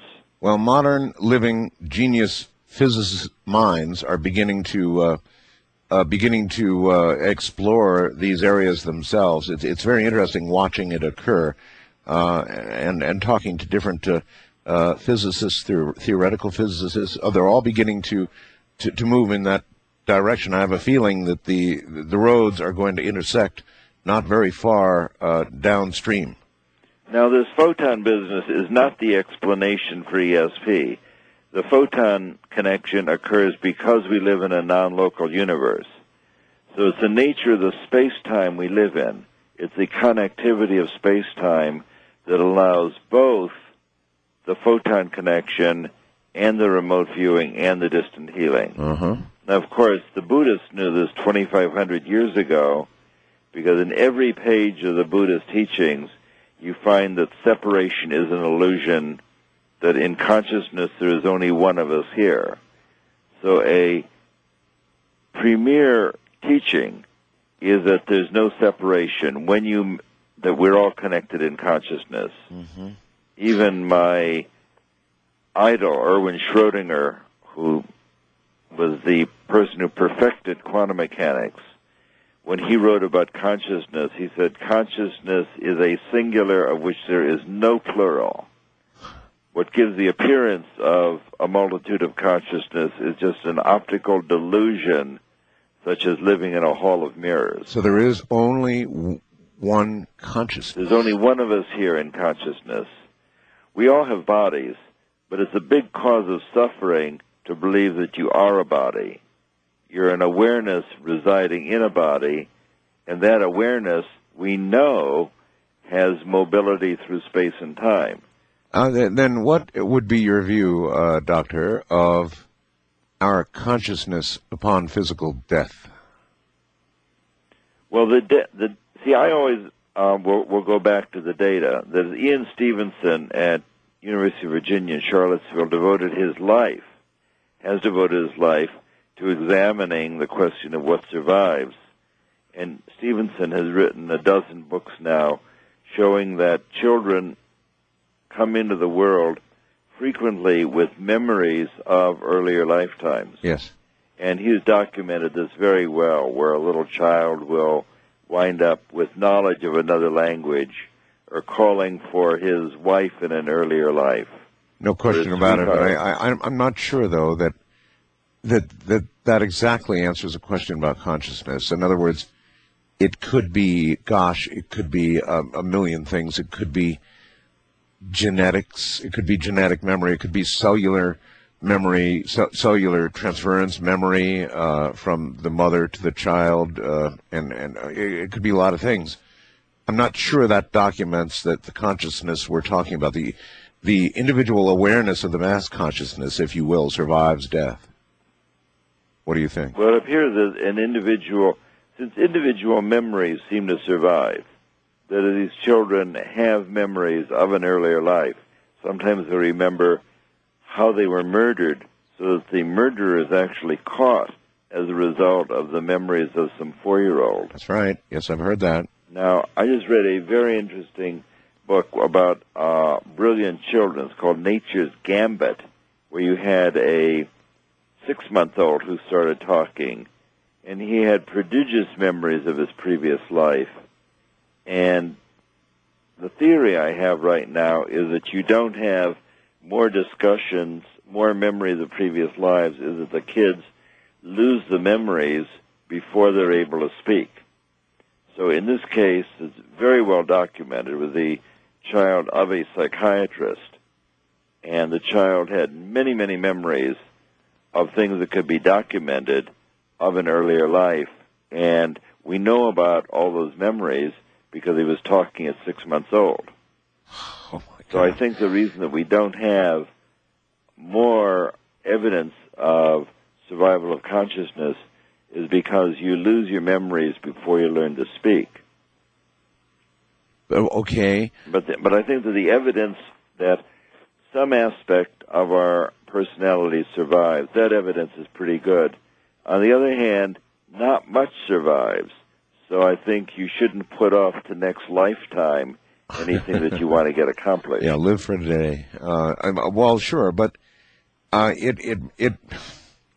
had somebody say to me the other day, Art, the starlight that you see when you go outside, that's been going for hundreds or thousands or millions or even billions of years when you look at the deepest stars, and it just keeps on going, virtually eternally, and that you could think of your consciousness in somewhat the same way, that you could even imagine that it would stay together, continue to travel in a coherent fashion after physical death.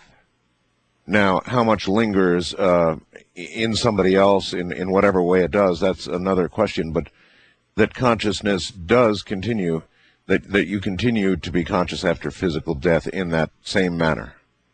Well, my all-time favorite experiment was done by the English researcher F.W. Myers that he describes in his Human Personality book, which I have just republished with Hampton Roads. The thing that's so great about Myers' experiment is that he wanted to know if human personality survives. He described an experiment that could only be done by a deceased person coming back and communicating with many different mediums, and then Myers died and carried out the experiment, which puts him in a class all by himself. After Myers died, he sent fragmentary information to the daughter of Rudyard Kipling in India, to a classic scholar, Mrs. Varell in London, and to Eleanor Piper in Boston. Each of those women recognized that it was Myers speaking to them. They're talking about a 1905 experiment, so there's no telephone. They would send in Myers' communications to the Society for Psychical Research in London. There they could put them 3 disjoint things together, and they would find that it was a little story or an epigram of the kind of things that Myers would put together because he was a classical scholar, and they could find the classical reference. So this went on for a decade. This is called the cross-correspondence experiments. So Myers designed an experiment, passed away, and then carried out the experiment. Cross-correspondence experiment. That's remarkable. So there's very strong evidence from this that went on for a long time, well documented, that in this case, at least, Myers survived to carry out the experiment he wanted to do. I get computer messages when we're doing this program. When we did the experiment with regard to Elizabeth an hour or so ago, and you had a report that there was a light in the room. Many people are asking, what did the two see or notice, and how did they sense this? Or so, did you get any? That's really a personal. These are really two people sitting a vigil with a sleeping person. I don't want to go into good enough. what their experience was. That's fine. It was enough of an experience that they called me on another line during the break. Yes, I understand. Sort of give me unbidden feedback that was really quite a remarkable occurrence. All right, we'll leave it at that, and I hope all goes well. I hope that it helped. And I wish to thank everyone for their healing intentions. Where should we be going with this? In other words, a mainstream science, of course, is going to really try and reject most of what we're talking about tonight, perhaps to a lesser and lesser degree these days, but still, by and large, doctors scoff, scientists scoff. If it's not totally repeatable, it's not science. And so it is rejected. How do we bring this, or even should we bring this more into the mainstream? Is the world really ready for the knowledge of this power? That's an interesting question. Well, we know that more than half the people in America, from the Gallup polls, more than half the people in America are having psychic experiences and reporting them. In this case, the scientists may be the last to catch on.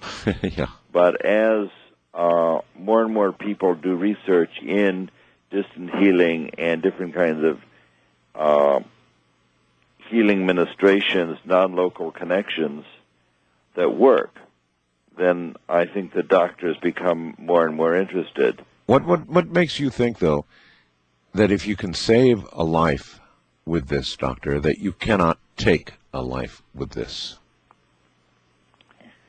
Well, there's a lot of evidence for healing. Yep. I think that you can. Larry Dossey has a book. This is "Be Careful What You Pray For." Oh, yeah. These are your unintended consequences. Yes. You could certainly confuse somebody.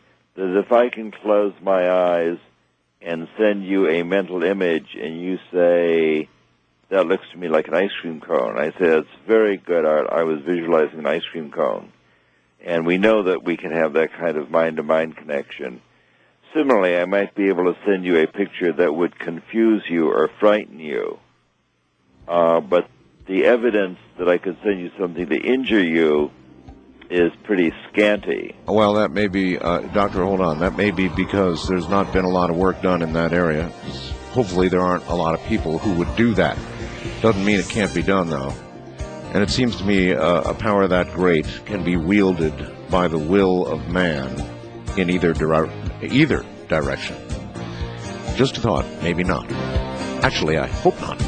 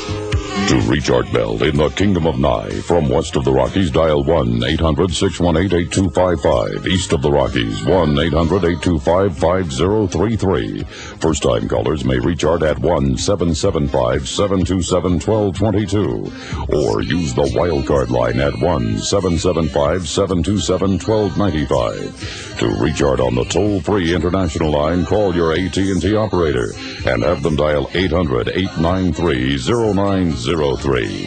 This is Coast to Coast AM with Art Bell on the Premier Radio Network. I've got a real hot button topic for Dr. Russell Targ, and so I'm going to give him the commercial time to think about it.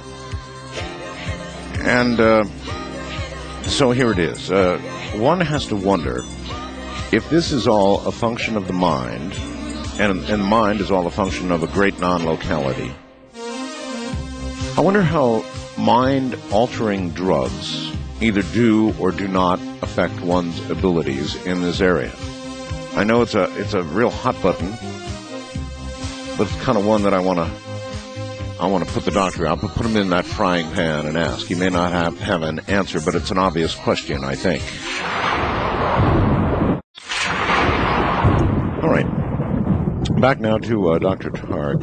Doctor, pretty hot button question, but I wonder if anybody has done experiments with any sort of mind-altering drugs in this whole arena, and whether it seems to change anybody's abilities in any way, dull them or make them better, or in any way affect them. Well, you know that in the 60s, half the people in America did the experiments you're proposing. Yes. Well, although not perhaps for the reasons we're talking about.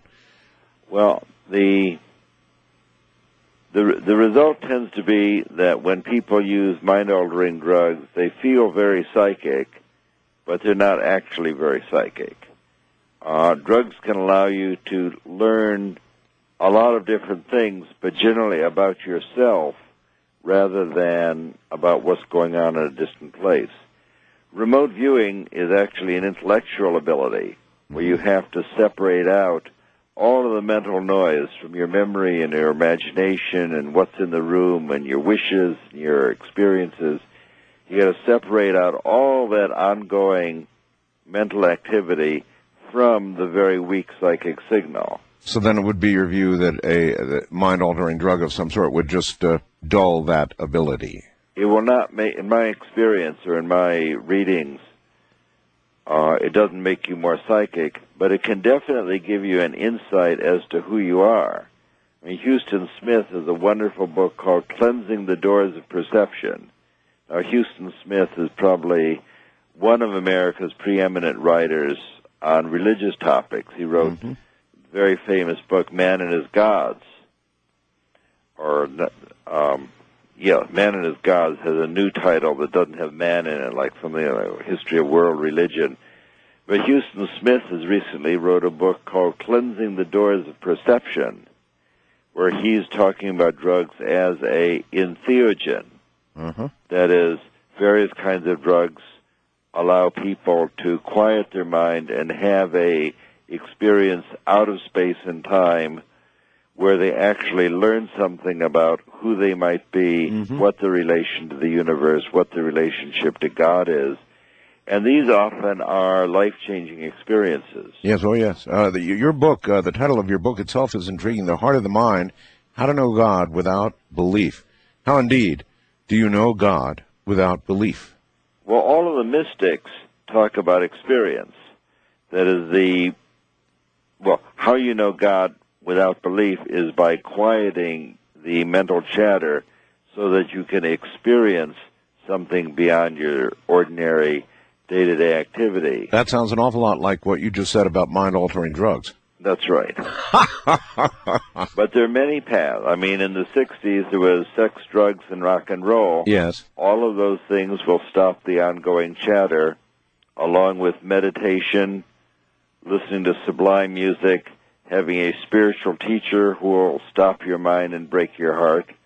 There are many, many different ways.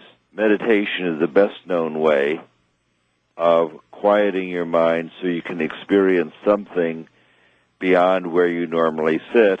And the goal, of course, is to discover who you are, that you are, in fact, an awareness that is different than your little ego who's worrying about the things that you're fearful of, worrying about getting stuff, getting a girlfriend, making money, paying the mortgage. April 15th. That's April 15th. You know, somebody told me to try something which I have been using since, and maybe you can tell me about this, maybe you can tell me about what I'm doing. I don't have the slightest idea, but I was told when you are stressed, when you are in a difficult situation, take a moment, close your eyes, wash yourself in white light, feel it purify you, blah, blah, blah, you know. Go through the whole experience personally and just wash it over you, and there is no question about it. It works. It actually works. You can sit there and you can cleanse yourself of this worry and this tension and that's good for your stress. Mind and for your body. It actually it works. Because it'll reduce the cortisol level, which is hazardous to your health. It's one of the things that you can do. Is it a kind of self-healing? Anything you do to stop the chatter and connect with the quiet part of your own being will be good for your health and good for your body and good for your... But there's even an immediate, it's an immediate thing. You can do this in 30 seconds, a minute, and even less, and just sort of wash yourself over mentally with white light and push away everything that's negative, and it actually has an immediate effect. It's not like you have to wait for it and wonder. You can feel it right away. It's a daggondest thing. It's a very desirable thing to learn to do, and the extent that you can learn to reside in that purified white light state. In the Vedas, they talk about residing in love. This is beyond romance, and it's hard to believe. Oh. But you can reside in a loving state where you feel the flow of loving awareness through you, independent of what you're doing. This is not romantic love, but in the Christian tradition, they teach that God is love. Now, I, of course, grew up thinking that's something that Christians say just to annoy the non-believers, because nobody ever explains what God as love could be. But as you read the mystic traditions, whether it's the Buddhists, the Hindus, the Kabbalistic Jews, the Gnostic Christians, the Sufis, all of them talk about finding a way to quiet your mind or do a meditative process that allows you to experience these oceanic connections out of your body, out of time, make a connection with God or the universe or the extended consciousness, and the reward for that is that you discover that that's who you are. Doctor. That is, you are that flow of loving awareness. Yeah. It's available. Oh, yes. Doctor, when do you think that all of this information, which sounds, if somebody's just listening and turn on the last 15 minutes or something, like New Age claptrap, when do you think that this information that you and I and a lot of my audience know is absolutely true and actual physics are going to meet? It's headed, you can see the two roads headed toward an intersection somewhere down line. I wonder how far away that is. Well, I think that's going to happen in the next decade. I think that the schism, the separation between science and spirituality is going to be eroded as people recognize that spirituality is a direct experience rather than somebody's story about belief. Mm-hmm. It's the idea that God is a testable hypothesis. That is, in the meditative traditions, the Buddhist traditions, they propose that if you will find a practice, some kind of quieting, and you will do that for a few weeks, we assert that you will have the following kinds of experiences. So you go and do that meditation, and then you come back as though you've just done a lab experiment with a lab report in your hand and report back what you experienced. It's not about belief at all. All of the mystics do not ask you to believe a thing. So as a scientist, I can say that the separation between science and spirituality is no separation, because the spiritually minded people are in fact having an experience. They can describe that experience. Now, in Carl Sagan's book, The Demon-Haunted World, he said, I have looked under every rock. I've looked at UFOs and crop circles, and I've looked at God, and I find it all incoherent. So you say, how could such a really smart man as Carl Sagan not be able to have the experience of God? And my answer is that he would never stop talking. And if you're going to have that experience, you have to actually surrender your ego, give up your story of who you think you are, and recognize that there is something outside yourself that you can experience. You know, there's a significant amount of evidence that Carl was getting a lot closer to that toward the very end. I believe that that's true. Yes. Yes. But the most important thing you can use your psychic abilities, your remote viewing experiences for, is that you must quiet your mind to do remote viewing. You've got to stop the chatter to inflow information. You've got to stop the chatter to outflow your healing intention to be a healer. And between the inflow of the remote viewer and the outflow of the healer is a quiet place, and you can learn to reside in that. And the most important thing you can discover with these abilities is discover who you are. And in my experience, who you are is that flow of loving awareness that's always available. That's who we are. And you discover that you're not a body, you're just an awareness residing in a body, and that awareness is limitless. So that's not metaphysical claptrap, but our data for 25 years shows that your awareness is in fact limitless. There is no known limit to what can be experienced psychically, and that's who you are. Oh, I'm just suggesting to you what what a skeptic who'd been listening for about the last 15 or 20 minutes would say. They would say that, believe me. Well, he would say, I don't believe it, and my job at the lab at Stanford Research Institute was to have the skeptical congressmen and government funding people and generals come, and they would want to see something psychic. And my job as a psychic travel agent was to show them how to get in touch with the psychic part of themselves. And how many by percentage were you able to wow? Almost all of them. Really? That's how we got our money. The people would come and say, we'll give you some money if you show me something psychic. And I would always show them how to do it so they had their own experience to deal with rather than my story about what some psychic had done. Well, that's pretty good batting average when you're talking about generals. So the most amazing thing about the SRI program is that we had continuous funding for 23 years doing ESP for the government. So we couldn't have been fooling the same people for 23 years doing the same magic trick. What it is that we were able to show people how to contact the psychic part of themselves. Is it not time to begin that again officially with funding, whether it would be the CIA or whoever it would be? I would think other perhaps than the CIA now would be prepared to lay down some heavy dollars for this. Well, we think that that's going to happen.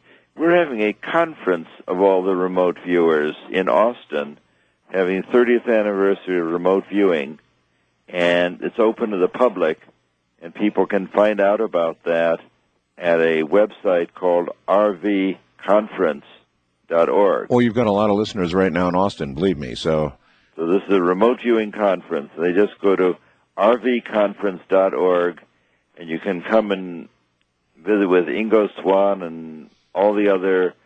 Ingo, of course, is the father of remote viewing. Ingo is the one who taught us all how to do this, and he'll be there telling us all what we should be doing next.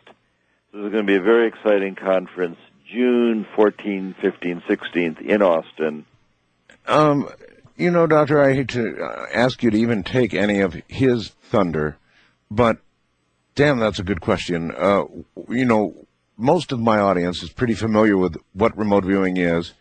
what it has done and where it is today. And that's an awfully good question. What to do next, where to go next. You say he'll be addressing that. What would your answer to that be? My answer is that in a certain sense, I was a psychic spy for the CIA and found God. So it was my spiritual path came from sitting in the dark for 10 years, helping people learn to do remote viewing.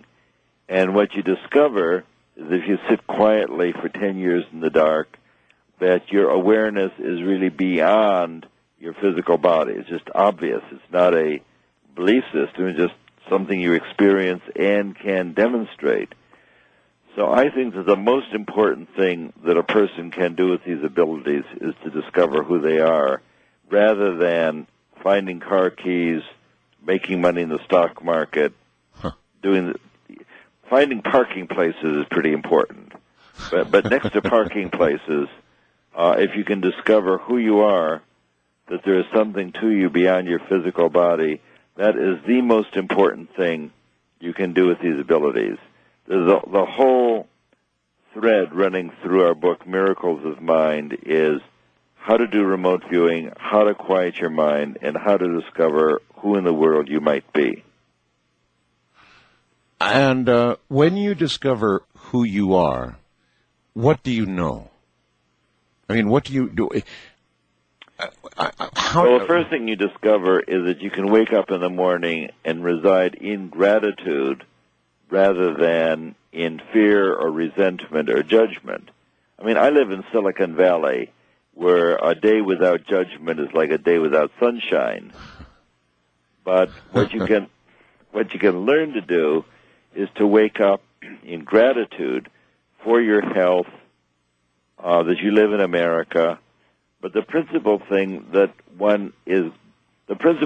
I am grateful for is that I can wake up in contact with something beyond myself. That I can wake up in contact with God, that I can wake up and experience the feeling of love beyond space and time or romantic connections. So the payoff for working for the CIA is that it discovered that you can wake up in that flow of loving awareness that can't be taken away from you. I mean, Viktor Frankl discovered that in the concentration camp. He wrote a book called Man's Search for Meaning, and what he evolved at Auschwitz was a psychology of optimism and spirituality. And he said, the Nazis can torture me and starve me, but they can't separate me from God. Right. And he wrote a book that sold 10 million copies because people are tremendously inspired by what he was able to communicate. Huh. So he's a great hero. Yes, indeed, a great hero. Well, I think that there were, I guess in every war, there have been people incarcerated. Certainly in Vietnam, that was true for very long periods of time, isolated for very long periods of time. Inevitably, they came back with really, really interesting stories when you pin them down about how they turned inward and how it saved them from otherwise a situation they could not have been saved from. Yeah, the Russian writer Sharansky had a similar story. He wrote a book whose name I've forgotten, where he talked about being in the Gulag for a decade and came out as a totally spiritual being and is now living in Israel. But he was treated horribly and came out sound in body and mind through what he had learned. He'd been a Russian atheist, and he just learned to quiet his mind, and although his body was in a hole, his mind was in love. Yeah. And we have that ability. So when you say, what's the payoff for remote viewing and psychic abilities, what I think I've learned is that although you can indeed make money in the stock market using ESP, we've done that. It can be done. But I think that eventually what you discover is that no thing ever makes you happy. Happiness is who you are, and it's available. All right, Doctor, I would like to put you on the phone with some of my listeners, which we'll do after the break, if you can hold on. Okay. Stand by. Dr. Russell Targ. Came by smile today, 'cause he was telling everyone in town of the love that he just found, and Marie's the name of his latest flame. He talked and talked, and I heard him say that she had the longest, blackest hair, the prettiest green eyes anywhere, and Marie's the name of his latest flame. Though I smiled, the tears inside were burning.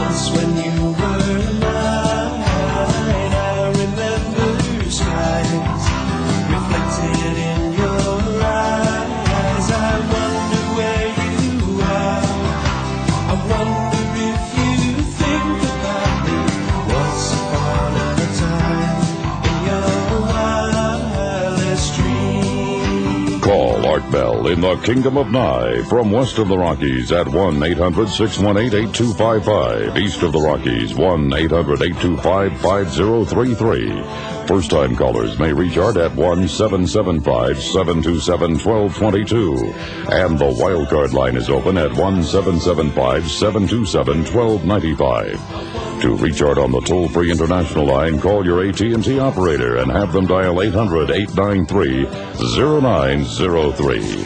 This is Coast to Coast AM with Art Bell from the Kingdom of Nye. In your wildest dreams, maybe not. Maybe it's all absolutely real. Maybe the dream world and the world of reality are set to collide, and the clock is ticking. I'm Art Bell. Good morning, everybody. If you have a question for my guest, Dr. Russell Targ, the original remote viewers in the CIA program, we're about to open the lines. In fact, they're open now, so let's rock.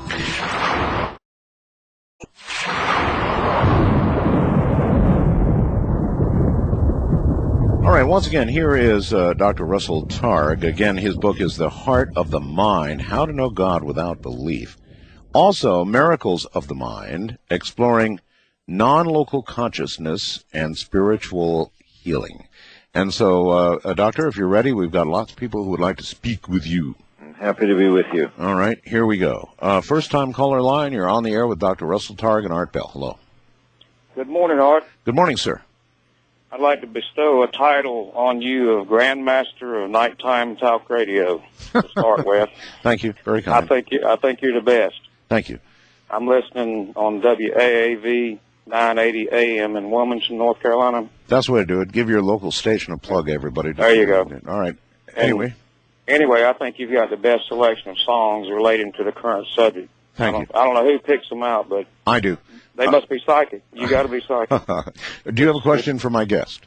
Yes, sir. I think I'm in tune with him very much a while ago when he requested, a moment of meditation and everything. Yes. I did that, and I felt something. It seemed like it left me, and it went, but that's the only way I can explain it. Well, that's. And I believe I've been listening to the entire thing, and it's everything I hear is it's all true. It's there. Very happy to hear that. And the meditation part is something that I'm just beginning to master a little bit, and I found that I've got the ability to block things out totally, even while I'm doing something else, and focus on one subject. And Jesus, the results are amazing. That is, Doctor, that is the one of the benefits, isn't it? In other words, whatever task you have at hand, once you can quiet your mind, once you can become at peace with yourself, then whatever task you have at hand becomes all the easier. Single tasking becomes very easy. Your concentration level goes through the roof, right? That's absolutely true. And the easiest way to start, before you go into meditation practice or any complicated thing, if when you wake up in the morning, instead of what you normally do, if you just wake up, open your eyes, and say thank you. If you can find a way to open your day in gratitude, it just changes your entire day. And it's shocking because we're so accustomed to worrying about all of the different things we worry about. If you just don't play that tape, just throw out that tape and open your day in gratitude, that's a very easy thing to do. You just open your eyes and remember to do that, it will just change your whole day. You might even throw something else in, like, thank you, and, hey, can you do something about those clouds? Just kidding. First-time caller line, you're on the air with Dr. Russell Targ. Make that wildcard line, I'm sorry. Hello? Hello. Hello, Mr. Targ. Good morning. That's Dr. Targ. Dr. Targ. Russell Targ. What can I do for you? It's an honor to speak with you. It's about the future of remote viewing. It seems the reason the masses haven't embraced remote viewing is because they've really had no context to put it in. It's kind of alien. And all the new technology that we have with the Internet and with phones and computers, it seems like we're becoming more connected. And do you think remote viewing is just an evolution of our need to be connected, more connected? And the future then might be like a synthesis of maybe technology and psychic ability to the point where we just sit down in a machine and plug in and we start to remote view, and it's kind of like the next step in the Internet. Well, I think that's a possibility. I'm glad you mentioned that because several of your questions, I have a website where I answer several of your questions. You might like to look at the website, which is espresearch.com. And I have a paper there called The Speed of Thought that gives a kind of scientific description about how ESP works. But on the website, espresearch.com, I deal with a number of the things that you just asked me. But to answer your question, I don't think we're becoming more psychic. I think that probably in quieter times we had more of an opportunity to use our ESP. In recent times, scientists are beginning to give people permission to use the psychic ability that they've always had. So it's becoming... I think we lost it during the so-called Enlightenment, where we began to react against mysticism. That is, analysis and logic worked very well, and we began to feel less and less psychic. We've always had the ability. But yes, there is an interesting aspect to what he asked, Doctor, and that is the Internet. Now, the Internet is still in its infancy. However, it's beginning to resemble a gigantic neuron network. And as it continues to develop, I wonder if there's not eventually a place for the non-locality. I mean, computers eventually are going to become quantum, and all of this is going to get mixed up together at some point. Our technology and our psychic abilities are going to collide out there somewhere. I think that's where he was kind of going. Well, certainly as we chat with each other through the night on the Internet, it makes a kind of psychic connection. The Internet, in a certain sense, brings us together. On the other hand, it's a distraction as people spend a lot of time surfing. The Internet innovator Joe Firmage is about to come out with a new web portal called Many-One, which is going to have a lot of the interconnection features that you talked about, that brings groups of people together. So Many-One is going to be launched the end of April, and you might find that interesting to look for on the Internet. Indeed. Indeed. But as you see, if you project where the Internet is going, and you project where our increasing knowledge of non-locality is going, as computers begin to get quantum on us, there's going to be a meeting out there somewhere, it seems like, and perhaps an interface. I don't know. If I were going to spend my time, I'd put my money on consciousness rather than on the Internet. I think that the personal payoff, see, our consciousness is limitless.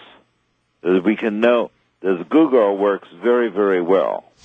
It's a great source of entertainment and information. It's like the great encyclopedia that connects us all together. Yeah, but it's still like a child. I mean, Google will give you, if you put in a subject, it'll return 10,000 hits on something or another, for example, and 9,990 might not be the ones you want. Now, there's no limit like that with the great non-locality, but as we begin to hone our own consciousness, that's right, then our intuition will give us those same answers instantaneously and will not give you the 99% garbage you find on the Internet.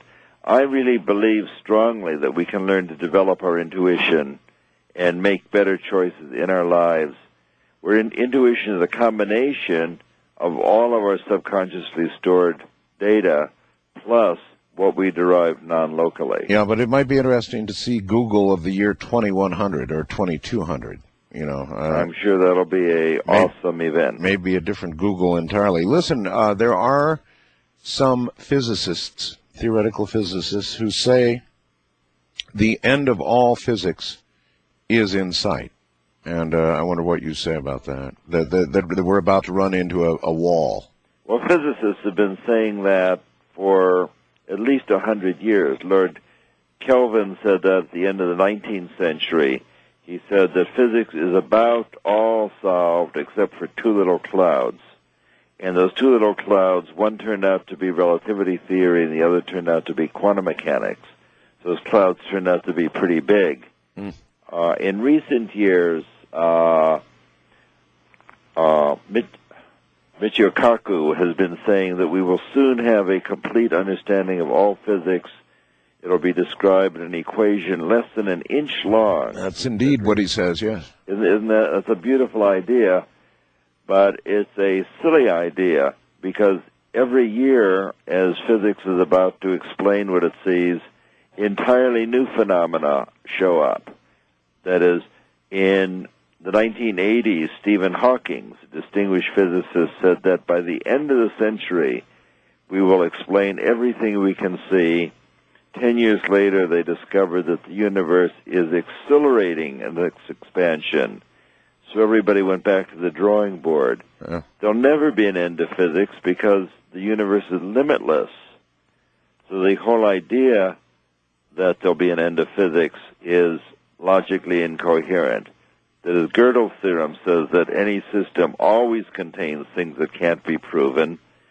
And in addition to that, why would you think, then, such brilliant minds would come to that conclusion? Oh, it's because they've mastered a body of knowledge and are very comfortable with what they know. That is, they can answer all the questions that they can ask. They don't ask about consciousness. I was on a panel. Oh, you're quite right about that. I was on a panel with Michio Kaku, and he said he soon will be able to answer all questions. And I said, well, what we know is that remote viewers can look into the distance and into the future. And he said, well, consciousness isn't part of physics. And I said, but a person can affect your heart rate, can slow down your heart rate, and that'll show up on a meter. Aren't physicists concerned with meter readings and how fast their heart is going? And he said, I don't know about that data. And I believe that. That's most interesting. I've asked the good doctor about, for example, the Princeton studies and presented him with some other evidence, and that's exactly how he always answers me as well. I'm not aware of that data. I said, and this was just 2 weeks ago I had Dr. Kaku on. I said, well, you're going to get some people sending you some information on all of this, and you can bet his mailbox. The data for remote viewing, the remote viewing data is the strongest psychic data, because that went on for 25 years. Also, the distant mental influence that William Broad and Marilyn Schlitz does, where the intentions of one person affect the physiology of another person.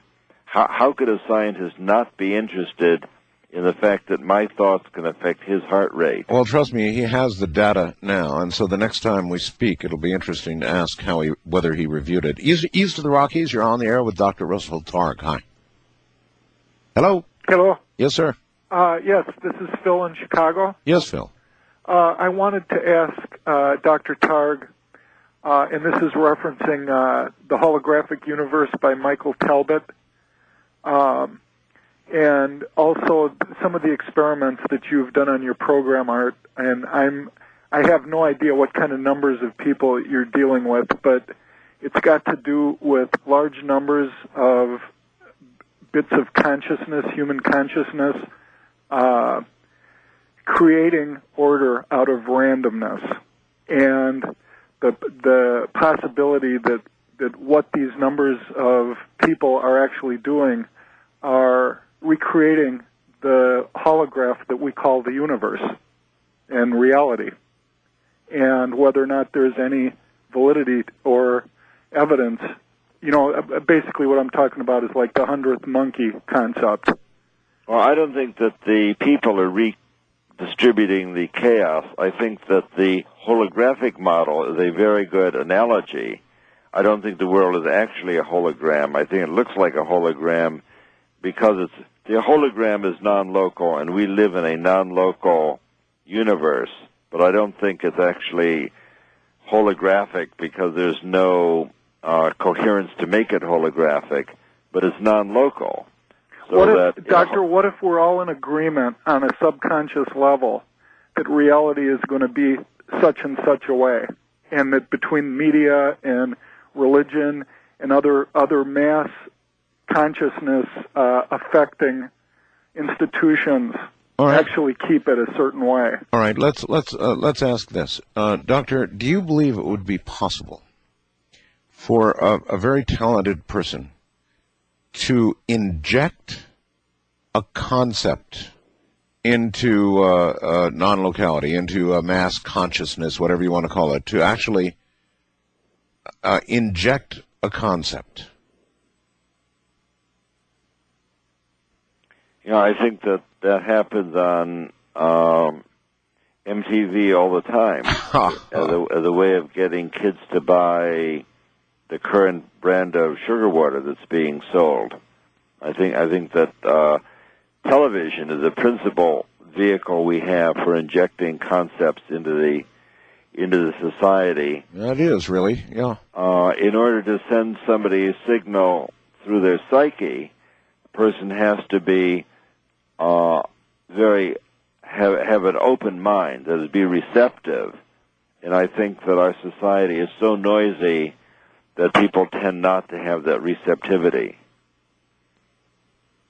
Okay, and I certainly agree with you with regard to television, even radio, what we're doing here. We're injecting, but I guess I meant as a remote viewer might pluck information from a non-locality, could information that might be received at some less than fully conscious level be injected? Well, the data is much stronger for inflowing information. I'm sure it than is. For putting out information. But is it? It's possible.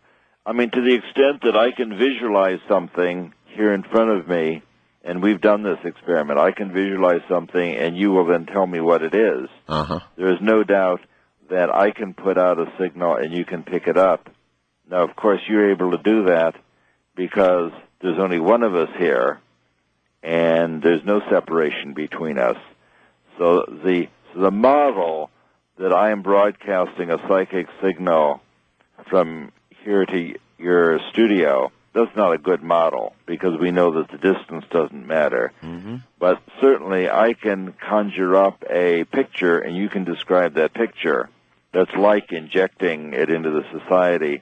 But you really have to be open and searching for that. It's not likely that I'm going to be able to cause you to do something that I would not otherwise have done. All right, hold it right there. We're at the bottom of the hour.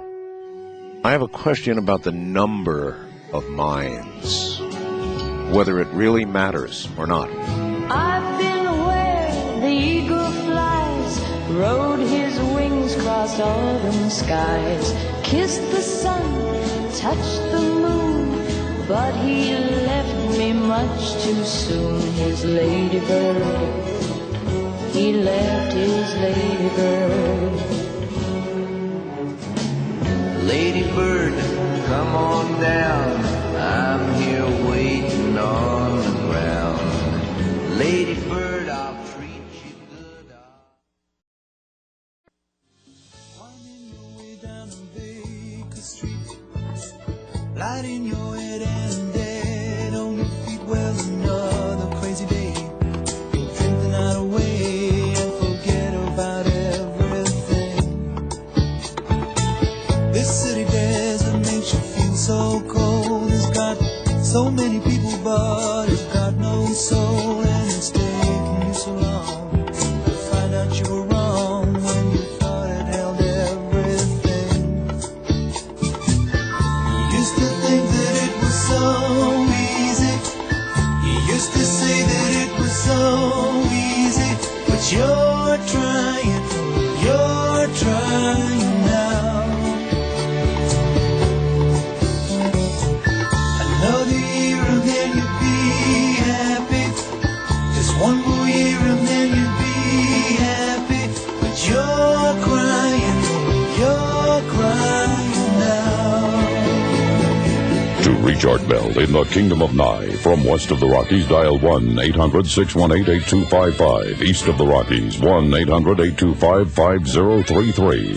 First-time callers may reach Art at 1-775-727-1222. Or use the wildcard line at 1-775-727-1295. To reach Art on the toll-free international line, call your AT&T operator and have them dial 800-893-0903. This is Coast to Coast AM with Art Bell on the Premier Radio Network. It is indeed. My guest is Dr. Russell Targ. He is a remote viewer. He was in the CIA remote viewing program for many years.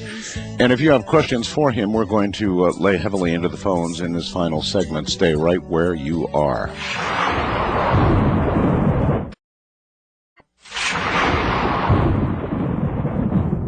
Back now to Dr. Russell Targ. Dr. Targ, Joe in Cheney, Washington asks probably the impossible, but asks, Doctor, please define time. How do you measure time? What is the matrix of time? Is there any way you can explain what you believe time is in a way that people can understand? Well, time in physics is the distance between two events that happen at the same place. So that if you have 42nd Street and Broadway and you look at it and then you look at it again, the distance between those two looks is said to be the time between them. So there really is no device that measures time. There's no paddle wheel you can put into the river of time and watch it spin. That would be very nice. It would, wouldn't it? What our wristwatch does is simply record it counts up the ticks you have and measures the number of ticks that occur. And we call the number of ticks that occur that are equally spaced out, we call that a measurement of time. But all of the measurements of time we have are simply sequences that occur periodically. Is it probable that there was, as we understand it, no such thing as time prior to the Big Bang? I think that nobody knows about that. That is, our time... In other words, when there were no objects, if there was when ever there such... was no space, there was no time. Yeah, exactly. All right. First-time caller line, you're on the air with Dr. Russell Targ. Good morning. Hello? Hello? Yes. Hey, I'm here. Hi. First, I'd just like to say thanks for having me on. I'm calling from Nashville. Yes, sir. Channel 1510. Okay. First-time caller, so I'm a little nervous. That's all right. That's WLAC in Nashville. All right. First, I got to say this is incredible. I just had this weird little psychic quirk. This happened to me just now. At the beginning of the program, when you started taking calls, I'd call and couldn't answer. Didn't get any answer or anything. And all of a sudden, out of nowhere, just had this idea to call, and I did, and got through to you. Amazing. So, my question for the doctor is: earlier you mentioned you said something to the effect of when physics would meet, would meet with spirituality. I was wondering if anybody had really taken a look at chakras and investigated how apparently the different glands in our bodies react to the different glands in other people, sending out different electromagnetic signals, and how that could really be related to psychic phenomena. Well, since the effect that one person has on another is independent of the space and time between them, we don't think it's electromagnetic. Physics knows a certain number of things really well. ESP is not one, but electromagnetic is one. As we really understand how electromagnetic falls off as they travel through space and time. So that if you're doing an experiment where one person is looking at another person's video image, you can affect that person at a distance independent of that distance. And apparently time. So we think that it's not an electromagnetic signal. Because electromagnetic would at best go at the speed of light, right? That's right. So, yeah, that makes absolute sense. The non-local model says that the consciousness of the two people are connected to each other. But ultimately, then, could there not be, when science meets up with a metaphysics, couldn't there suddenly be innovations that would just boggle the mind, like instantaneous travel? One can imagine all sorts of things when we begin to understand the realm. Well, I think that right now there should be no quarrel between science and spirituality. I think that people will finally catch on that spirituality deals with an experience just like science. Well, I don't know about quarrel, but there's egos, That's right. That is, physicists are the worst, because physicists feel that they have a complete understanding of everything that there is. Oh, yes. So they just exclude what they don't understand. Okay. Wildcard line, you're on the air with Dr. Targ. Hi. Hi. Dr. Targ, in your remote viewing experiences, both inside and outside SRI, have you ever remote viewed aliens? And the reason why I bring this up is because in the past, some of the guests from SRI and other remote viewers that maybe were not connected with it, when the question comes up, it's usually answered very vaguely. So I guess my question is, have you remote viewed aliens? Or we might ask, have you remote viewed even the existence of non-human entities? Well, I will not be vague, and I will tell you, in my extensive remote viewing, I have had no contact with aliens. Ingo Swann, on the other hand, wrote a whole book about his remote viewing of alien creatures and bases on the moon. Ingo wrote a book called Penetrations, which he describes all sorts of alien activities. That's his experience, and he's a prodigious remote viewer. He certainly is. But I have not encountered any aliens in my portion of the remote view, inside or outside SRI. Have you made any attempts?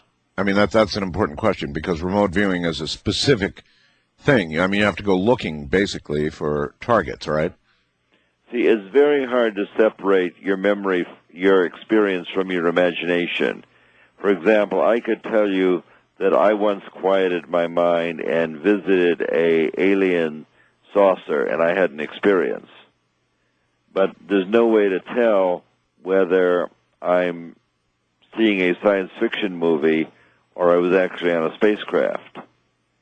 So what my internal state report is regarding visiting an alien spacecraft, doesn't have any merit. That is, there's no reason you should believe me because I wasn't able to verify what my experience was. Did you in fact have that experience? Yes. Well, that's another way to answer the caller's question then. That's interesting. And Pat Price said, oh, yes, you visited the body storage area. You should be very careful because they will catch you and keep you there. But that's just a story.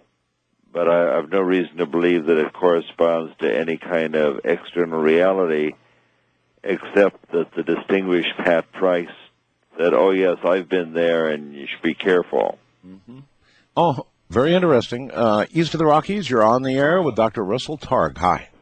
Hi, Art. Dr. Targ. It's a pleasure to speak to you tonight. It's Steve from the Virgin Islands. Art, how you doing? All the way to the Virgin Islands. Yes, sir. Yes, I'm the guy who kept calling, pleading with you to do some more mind experiments, so I'm overjoyed that we actually did another one tonight. And I would imagine you're rather interested in the observed effect, immediate Absolutely. effect. Yeah. Okay.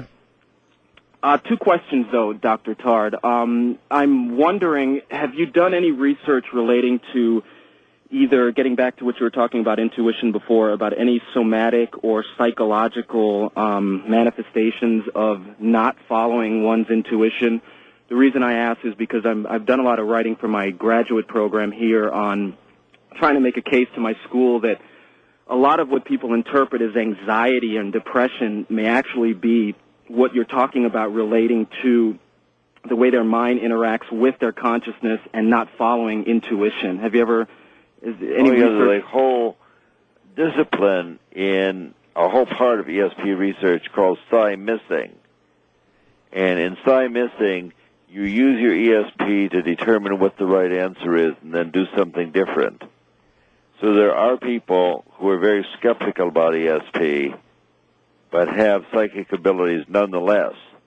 So when you give a devoted skeptic an ESP test, he will use his ESP to determine what's right and then choose something different. So he winds up with a significant result, but it's significantly fewer than you would expect. Well, then do you think that a lot of people who actually experience anxiety are actually at some subtle level picking up on or not properly manifesting what you're talking about? It's actually their intuition speaking to them at a level that can only come out and be manifested somatically through their body? Well, I think that if a person is having psychic impressions because they are open to being in touch with psychic abilities, but are then repressing them because their conscious mind doesn't want to have those abilities, which is probably most people, that could certainly be a source of anxiety.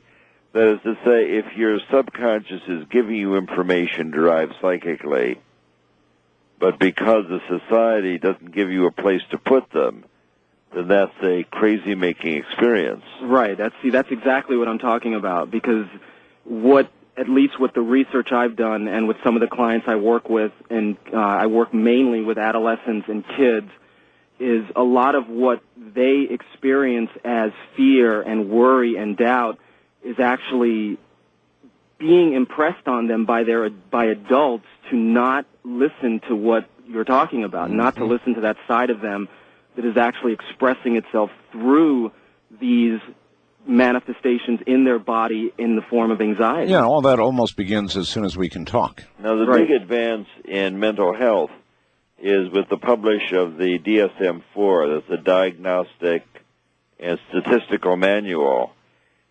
Just because you're having psychic experiences is no longer evidence of mental illness. It's a big advance in the recent DSM manual.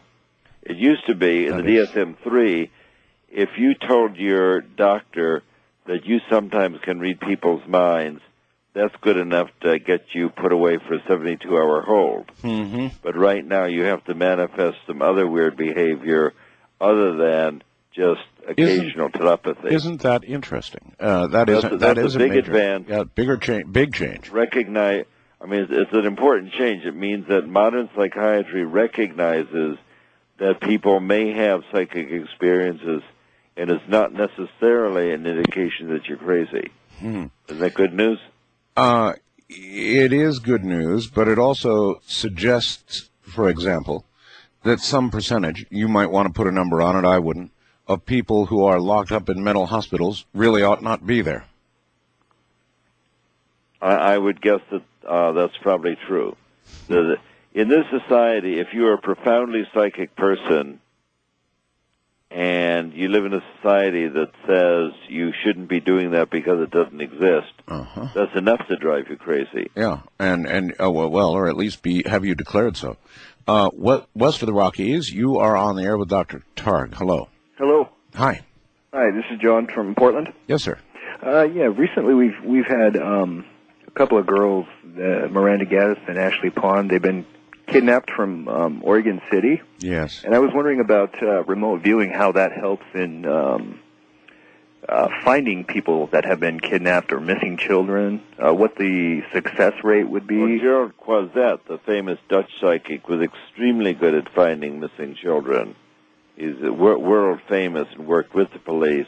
But again, we were talking about Osama bin Laden earlier. In other words, you might be able to locate the child, but all you might find out is, well, the child's in a room, and the room looks like this. And is there any way to, say, determine what happened to them?